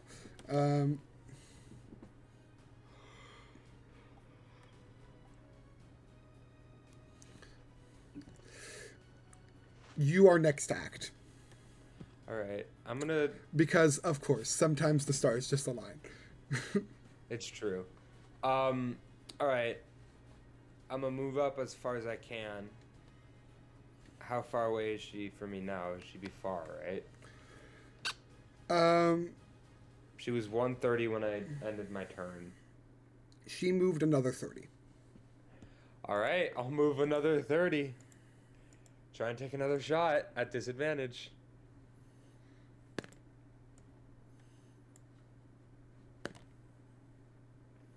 Well, 12 to hit. yeah. 12 hits. Does it really? Okay, that's insane. 12 is their AC. Wow. All right. 3d6 plus 1. So that's 5. 5. 6 plus 1. Stop. Just stop what you're doing. Tell me what happens. I go. I run up. I steady my aim. I take a deep breath. I never needed you. Fire the shot.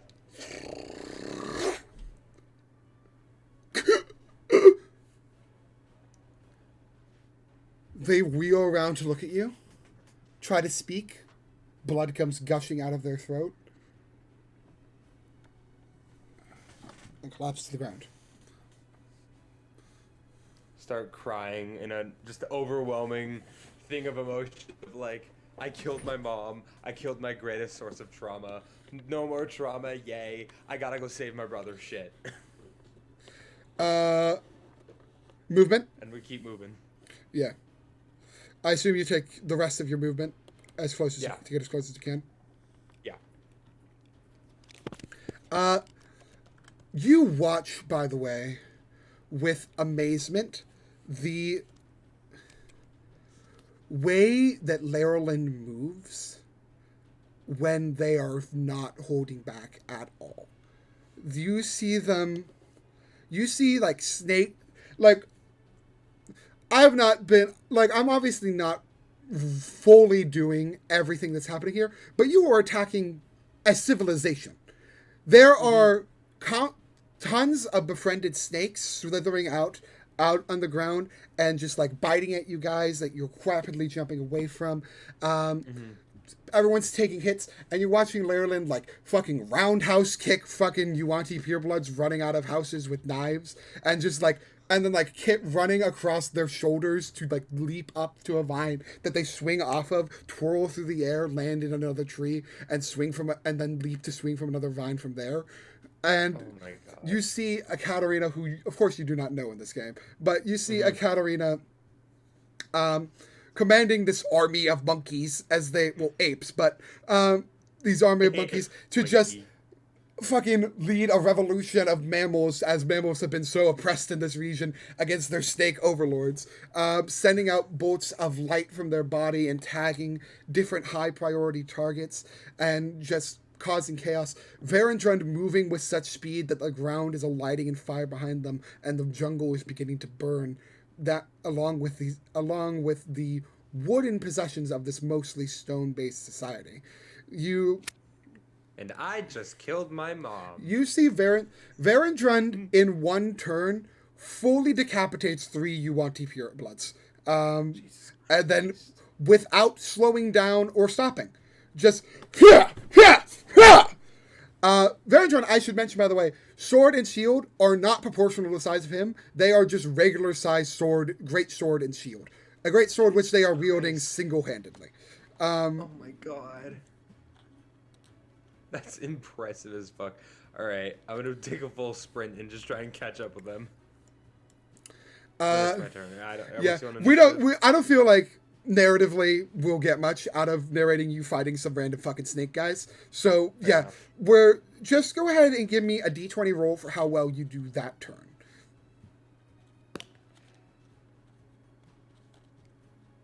Okay, 4. 4, I'm going to go ahead and say you get hit with Let's make it 4 attacks. Yeesh. You're only going to take the piercing damage because you are immune to poison. So I will just roll that. Okay. Could we make it 3, please? Why? I have 18 health. That's my max. No. Okay. There's literally dozens of warriors that you are currently fighting and dodging arrows from. Okay. Fair. What's your AC? 14. Yeah, no, this is more than fair. Okay. I have potions. I'll down some. Not great rolls.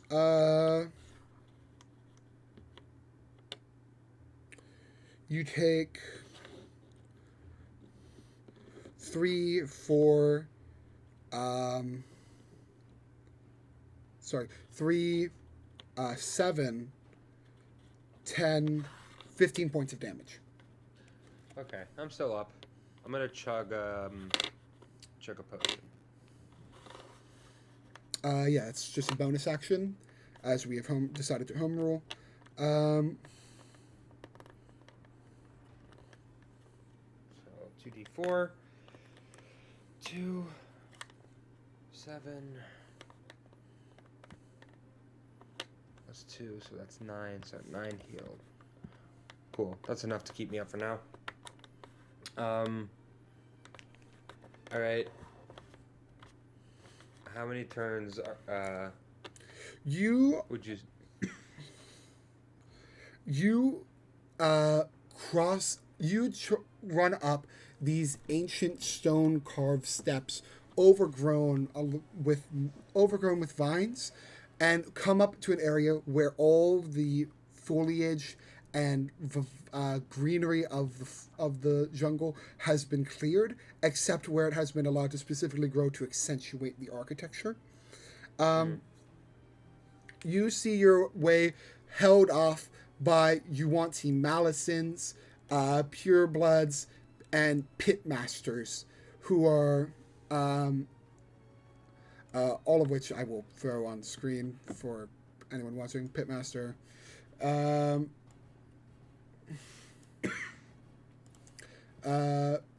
Malicins just look part snake, and you've already seen what a pureblood looks like.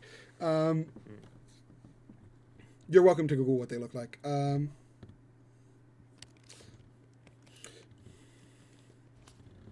You want the pitmaster? Okay. That's just a big ol' group of snakes. You see a massive contingent of purebloods being directed by a pitmaster, charges a Katarina, and I'm gonna cast Shatter. And you cast Shatter. Go ahead and roll that for me. DC 14 con saves. Fuck. I'm just gonna roll. I'm just gonna roll all 12 of these.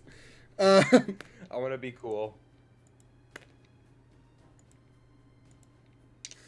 Let me pull up stat blocks. 16 for So full damage. That would be what type of save again? Con? Con 14. All right, so they need a 13 on the die or higher, and then they just take half damage if they succeed. If they succeed, half damage. Okay, success, fail, fail, fail.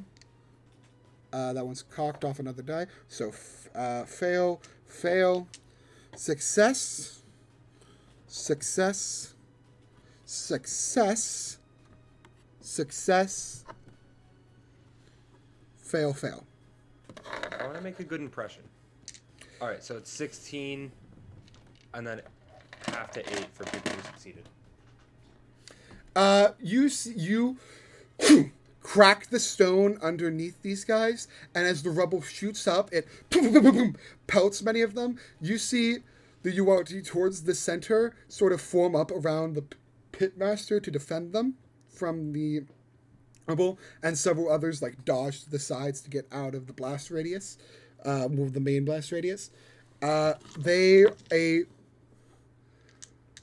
to be very clear, you just, even though it was only 16 to most of them and then 8 to some, you just dealt about 200 points of damage. I see an opportunity and I take it. A Katarina, for their part, summons a ice storm.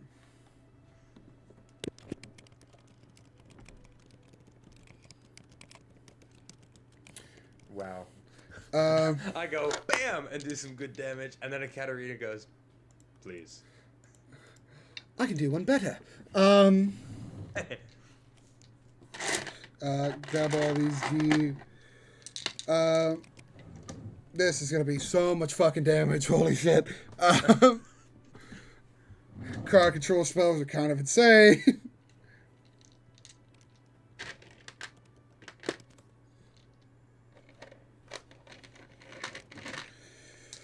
Okay. Look at all these dice I'm rolling. Look at this. Insane. These are D20s.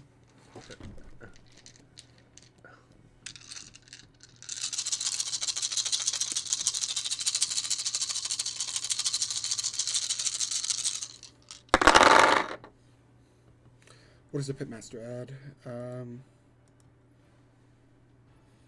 This is rad. This is so cool. I love this. Pitmaster adds a +4. So they've got to roll. So we'll say whatever the one I grab right now is the Pitmaster, and they've got to roll a 13. So Pitmaster succeeds. All the rest of them need to roll a 16 or higher. So fail. Success. Fail. Success. Fail. Fail. Fail. Fail. Fail. Fail. Fail. Success. So, oh my god. So I'll go wait. Oh, they do have advantage. They do have advantage. Let's play this. Since I've already said you were fine, we're not going to do it for your thing, but let's be diligent with this. See how many more succeed.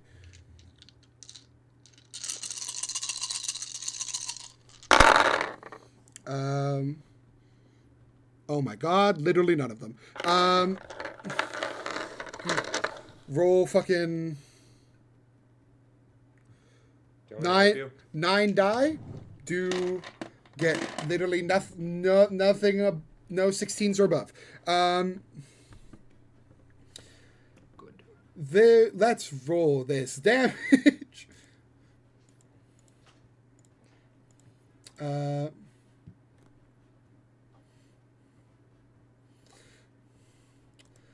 Real quick, let's take that. And now this is going to be 2d8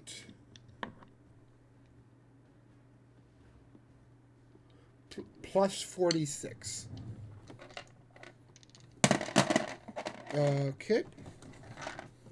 So there's the 46. And then here's the 2d8.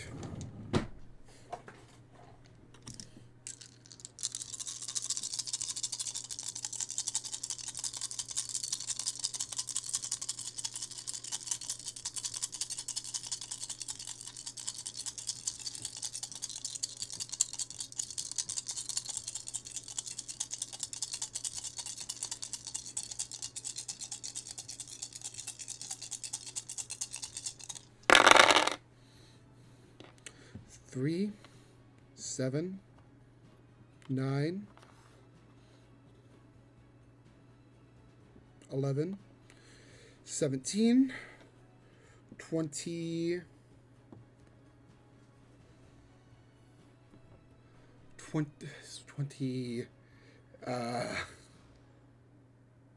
1.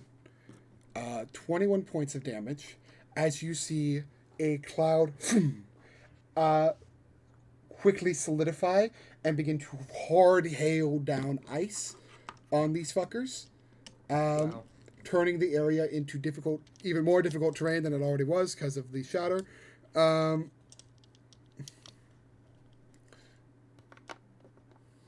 one dies this turn, but they're not looking good. Good. There's 2 more party members. Can they do AoE? The Tanaruk, for its part, fully ignores the fact there is an ice storm going on and just leaps into the middle of them and starts doing broad slashes around itself. I'm not even going to roll that damage. I'm just saying it hurts some shit. Fuck it, I'll roll that damage. Holy shit. I rolled very high. 14, 17, 20 points of damage. Just, yeah! Just fucking sending Yuwati flying over the cliff edge, almost certainly plunging to their doom. And you see it drives a sword directly into where the pit fiend is, and the pit fiend just like dissolves into snakes, which you guess is a thing, which you know is a thing it can do. And is basically going, I'm getting the fuck out of here. Don't mess with us. And no, have you ever seen the picture of like the little puppy surrounded by a bunch of wolves? Yes, that's I have. This is. Yeah, no, 100%. That's what this is. Okay.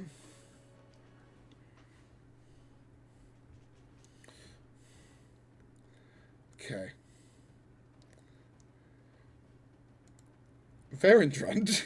Actually, it's your turn. So if you want to do, you already went. So Varendrund Yeah, I already went. is going to summon a wall of fire.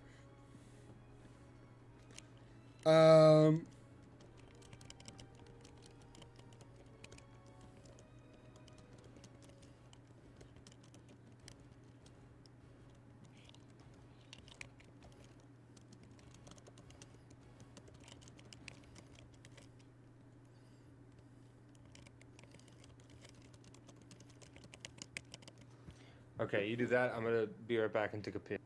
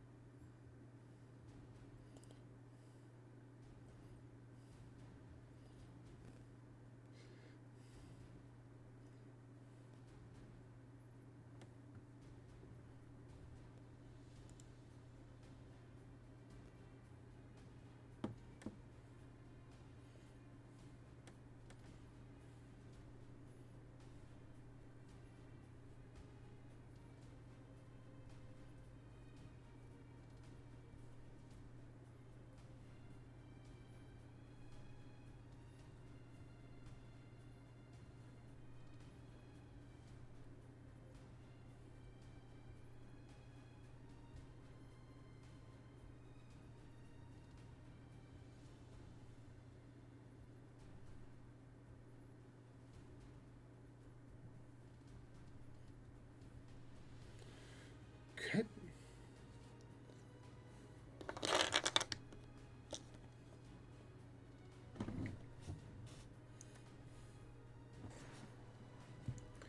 Okay. So this one will be the pit fiend. Cool, fails. And the rest of these are going to be pure bloods.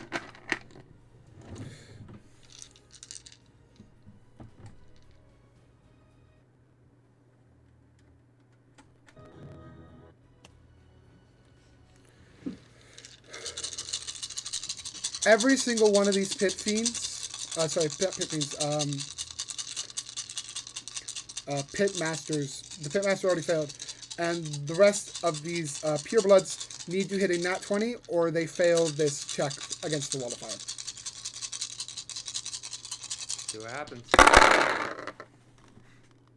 It's 15 nat 20s. Literally 0 nat 20s. Hey, I jinxed that.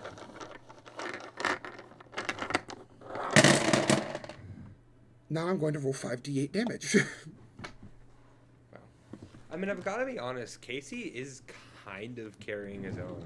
He just can't do it to this capacity for a while, for as long as the rest of them can. Yeah.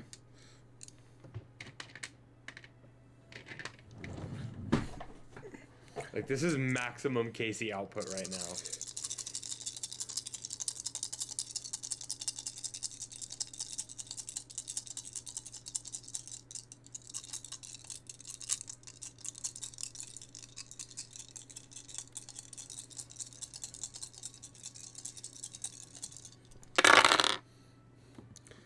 7, 10, 18, 22,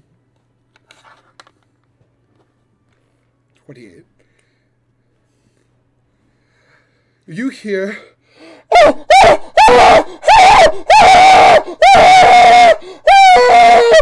as these Yuan-Ti burn alive and feel their flesh singe and their eyes boil out of their head as this wall of fire hits them for all they've got. Doesn't feel nice to be killed, does it? You sprint through. Don't say that. Yeah. You and the rest. You see Varendrain looks back and goes, "Charge through! You won't be hurt!" And just sprints through the wall of fire. Ekaterina flies over. Lerlin leaps over.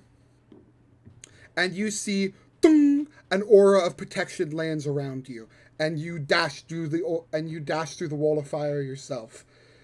You see the gold archers lit aflame as you rush past them. Green light. And there, in front of you, on the main pedestal, out facing the world, swirling clouds of darkness above you.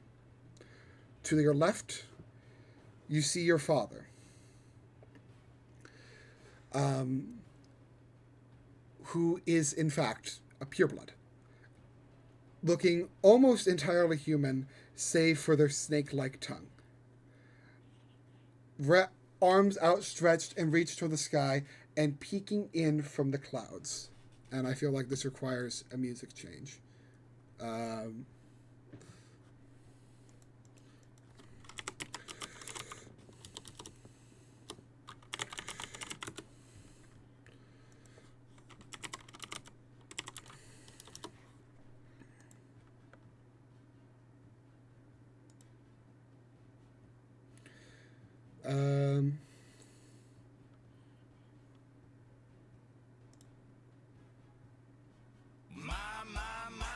stomach's grumbling so hard makes me want to take charge.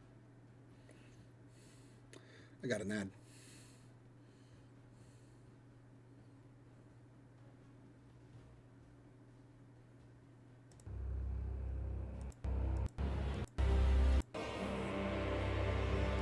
Yeah, that sounds right.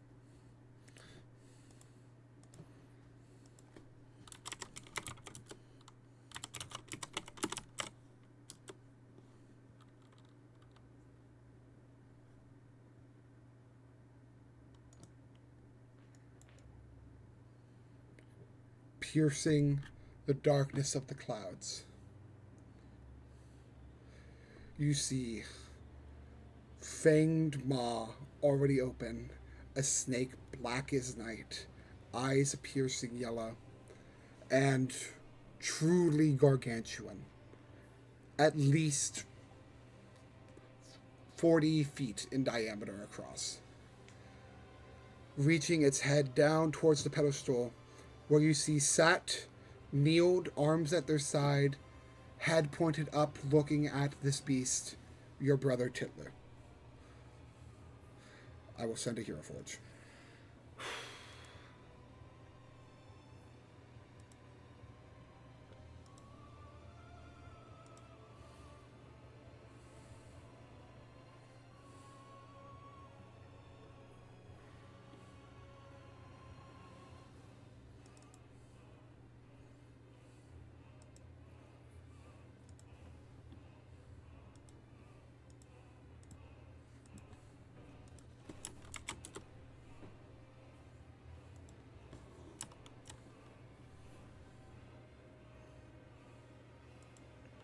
No.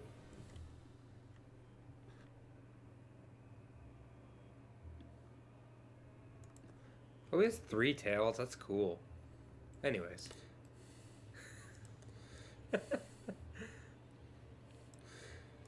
Titlu seems to be in a trance and is not responding to any of your calls out. Obviously, I'm yelling up for him. As the serpent descends from the clouds, you see Varadin shout, "Holy shit! Grab the kid. We gotta get out of here. Now! All right, I go and grab my brother. You rush forward and go straight to your brother. Mm-hmm.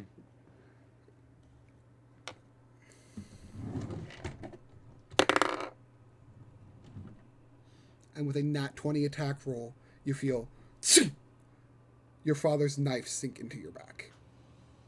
Inspiration. Reroll.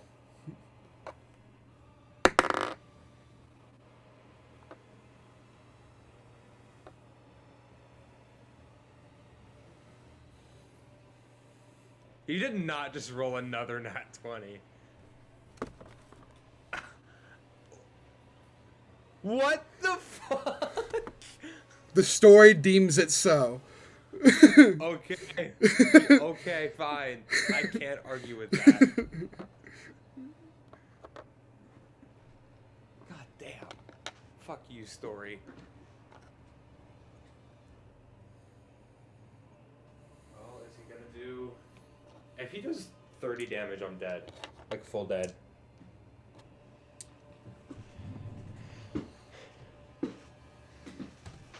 That is within the realm of possibility.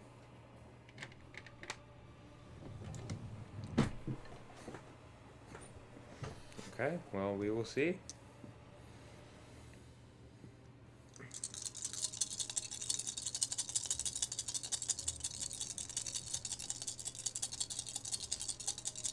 I have lots of healing potions on me, so they can heal me up if I'm down.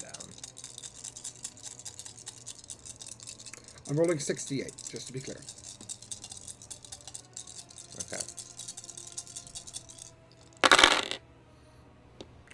3, 7, 9, 14, 21, 24 before modifier.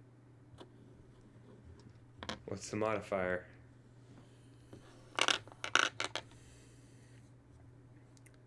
Casey. You rush to your brother. Hold on, let me get a heartbeat sound effect. I'm just gonna start playing it as Titlu if Casey dies. But fuck, Casey can't die. Nuh-uh. His story just started getting good. Basil, I'm sorry. If you're watching this part, I will tell you what happened. In fact, I will wave my hands like this when the heartbeat sound effect stops. Wait, what? Basil has a tick that makes them really hate the sound of heartbeats. They just can't listen to him. Oh, okay. Does Basil want to listen?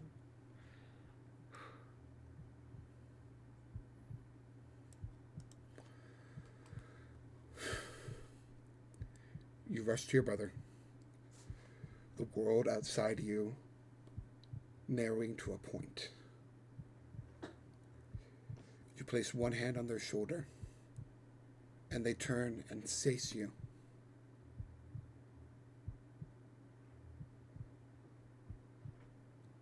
Casey.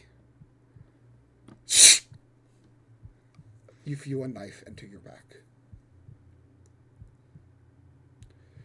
That pinpoint of light expands for a second, and you turn to see your father's face, who truly has no emotion on it at all. You wheel around and take one step towards your father, then another,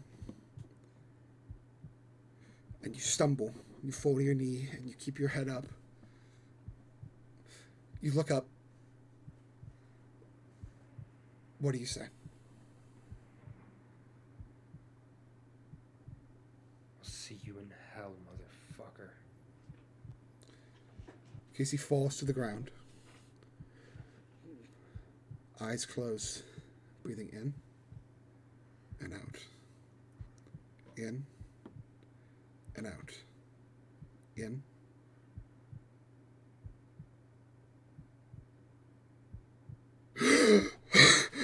You feel a wave of healing rush down upon you. The knife fires itself out from your back. But suddenly you see the world before you. You see Lerolins with their hand on your shoulder, casting a level 5 cure wounds on you. Oh my god. I'm gonna heal the max. I'm not even gonna ask. Yeah, it's more than your full HP. Who heals you? Looks at you as though they want to kiss you, turns and punches your dad directly in the nose. Fuck yes. Let's go. Oh my god. How much damage was it? How much damage? 29. Are you? No way. 100% it was 29. Oh my god. Fuck. Okay, hold on. I need to write this down.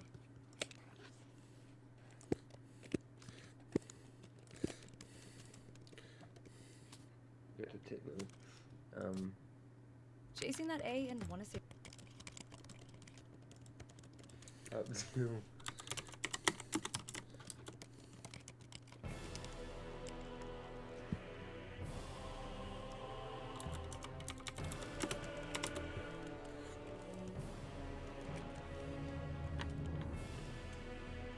You see, as Lerolin punches your dad in the nose, the spell entrapping your brother breaks. And as you rush to your brother, what do you say to him? Titlu, we gotta get out of here. Well, what's happening? He looks up and seeing the face of Naker goes, "Oh my god. Oh my god. Oh my god. Oh my god." I'm here. I'm here. We're here together. We're leaving. Let's go. He doesn't fully seem to understand, but he takes your hand, gets to his feet, and together you start to run. You see from their shield, Farron's run casts fireball at this snake god. You see Lerolin you look back and see Lerolin has gotten on top of your dad and is literally just going whack, whack, whack over and over again. Oh my god. And a Katarina, you hear up in the sky, making themselves look as divine as possible, speaking in Celestial, calling back the Serpent King. Oh my god. This is insane.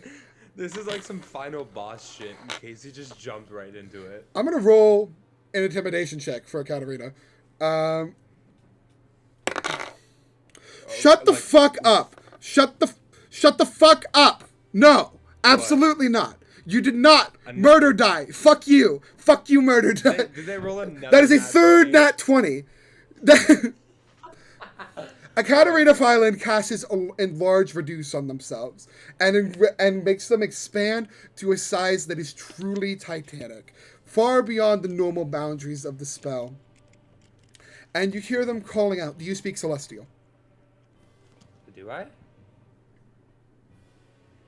Abyssal, Common, Draconic, Goblin. No. You don't hear what they're saying, but you see the snake god turn to face them and lunge at them.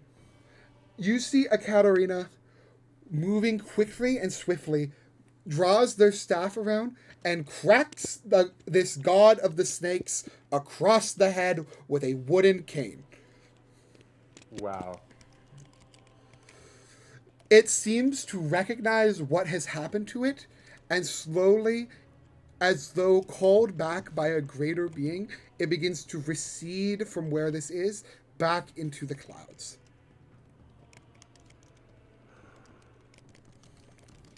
Oh my god. Oh my god. I'm alive. We lived. We survived. For now.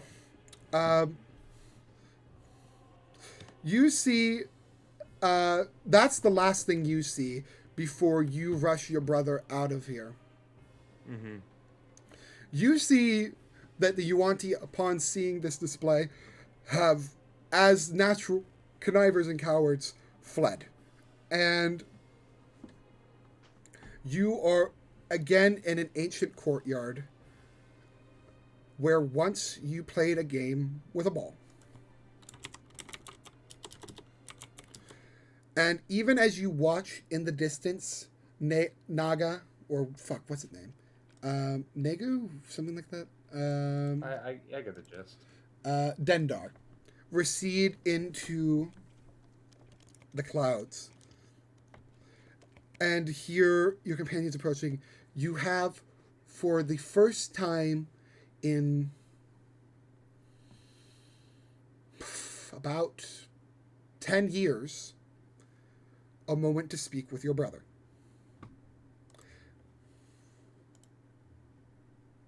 I just look at him in the eyes and just start like tearing up, and I'm just like, oh my God, you're okay. Jesus fuck, oh my God. I just hug him.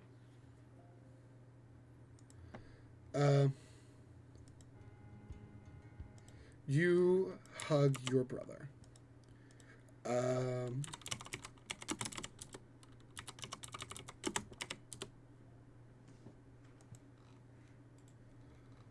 You hold him there for a moment.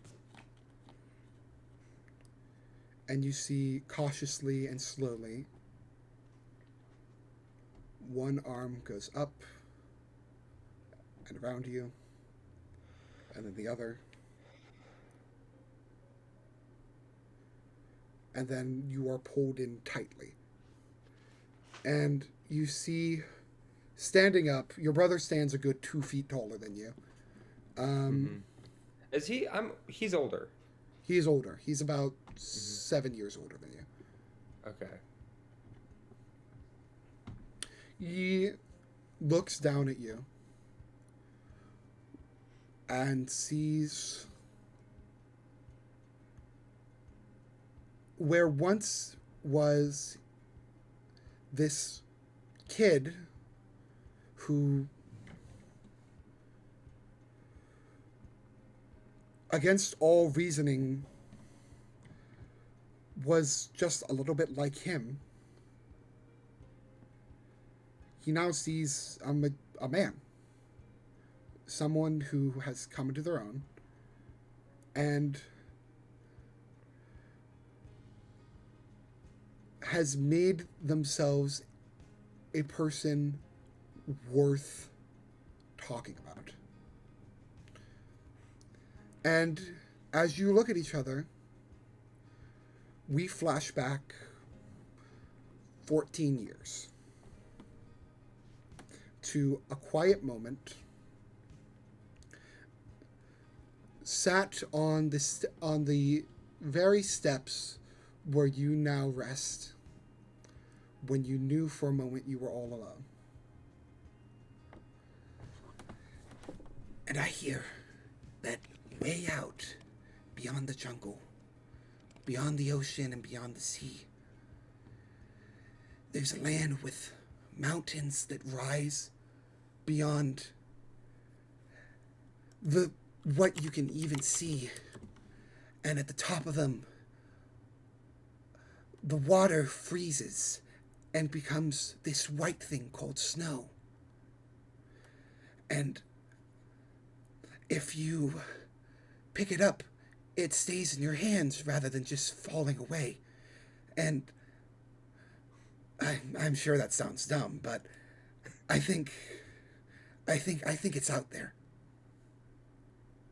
I believe you. How do you know all this stuff? You're so smart. I just found a perfect fucking song.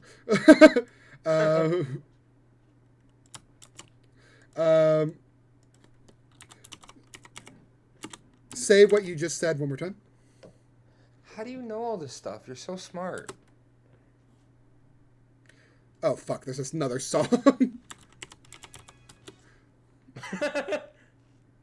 Well, let me tell you, through song. Yeah.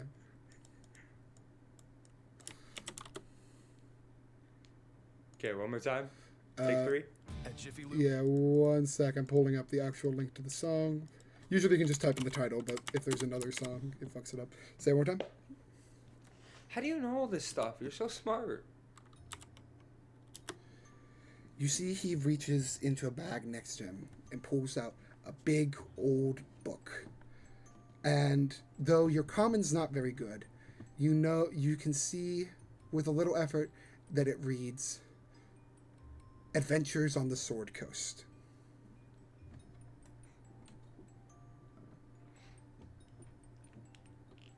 We're not supposed to have that. I know. Don't tell anyone. Don't tell anyone. Okay.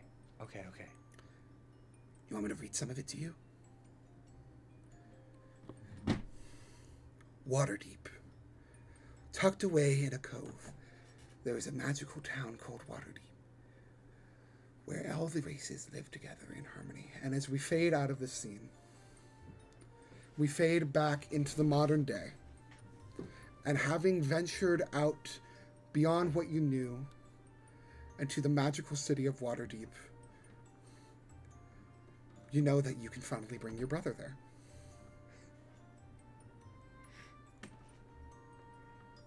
I can't wait to show you everything.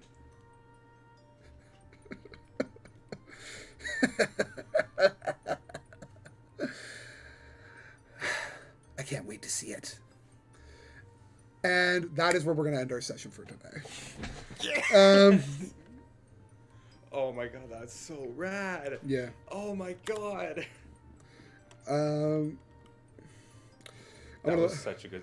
I'm gonna let this music play for a bit. I found that song and I'm like, oh fuck, yes. It's so good.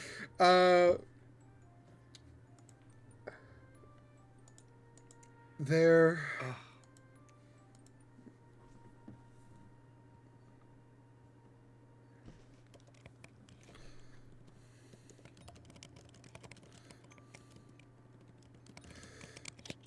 That was, I mean, the story deemed it so, and it worked. Yeah. God damn. I'm gonna ask the question, Jack. What's up? Do I level up? Fuck you. Level up. Oh god, that was incredible. Well done. And most of it was probably improv. Oh, like I had like this. I was like I had like the scene of the snake coming out of the clouds, and that was pretty much it.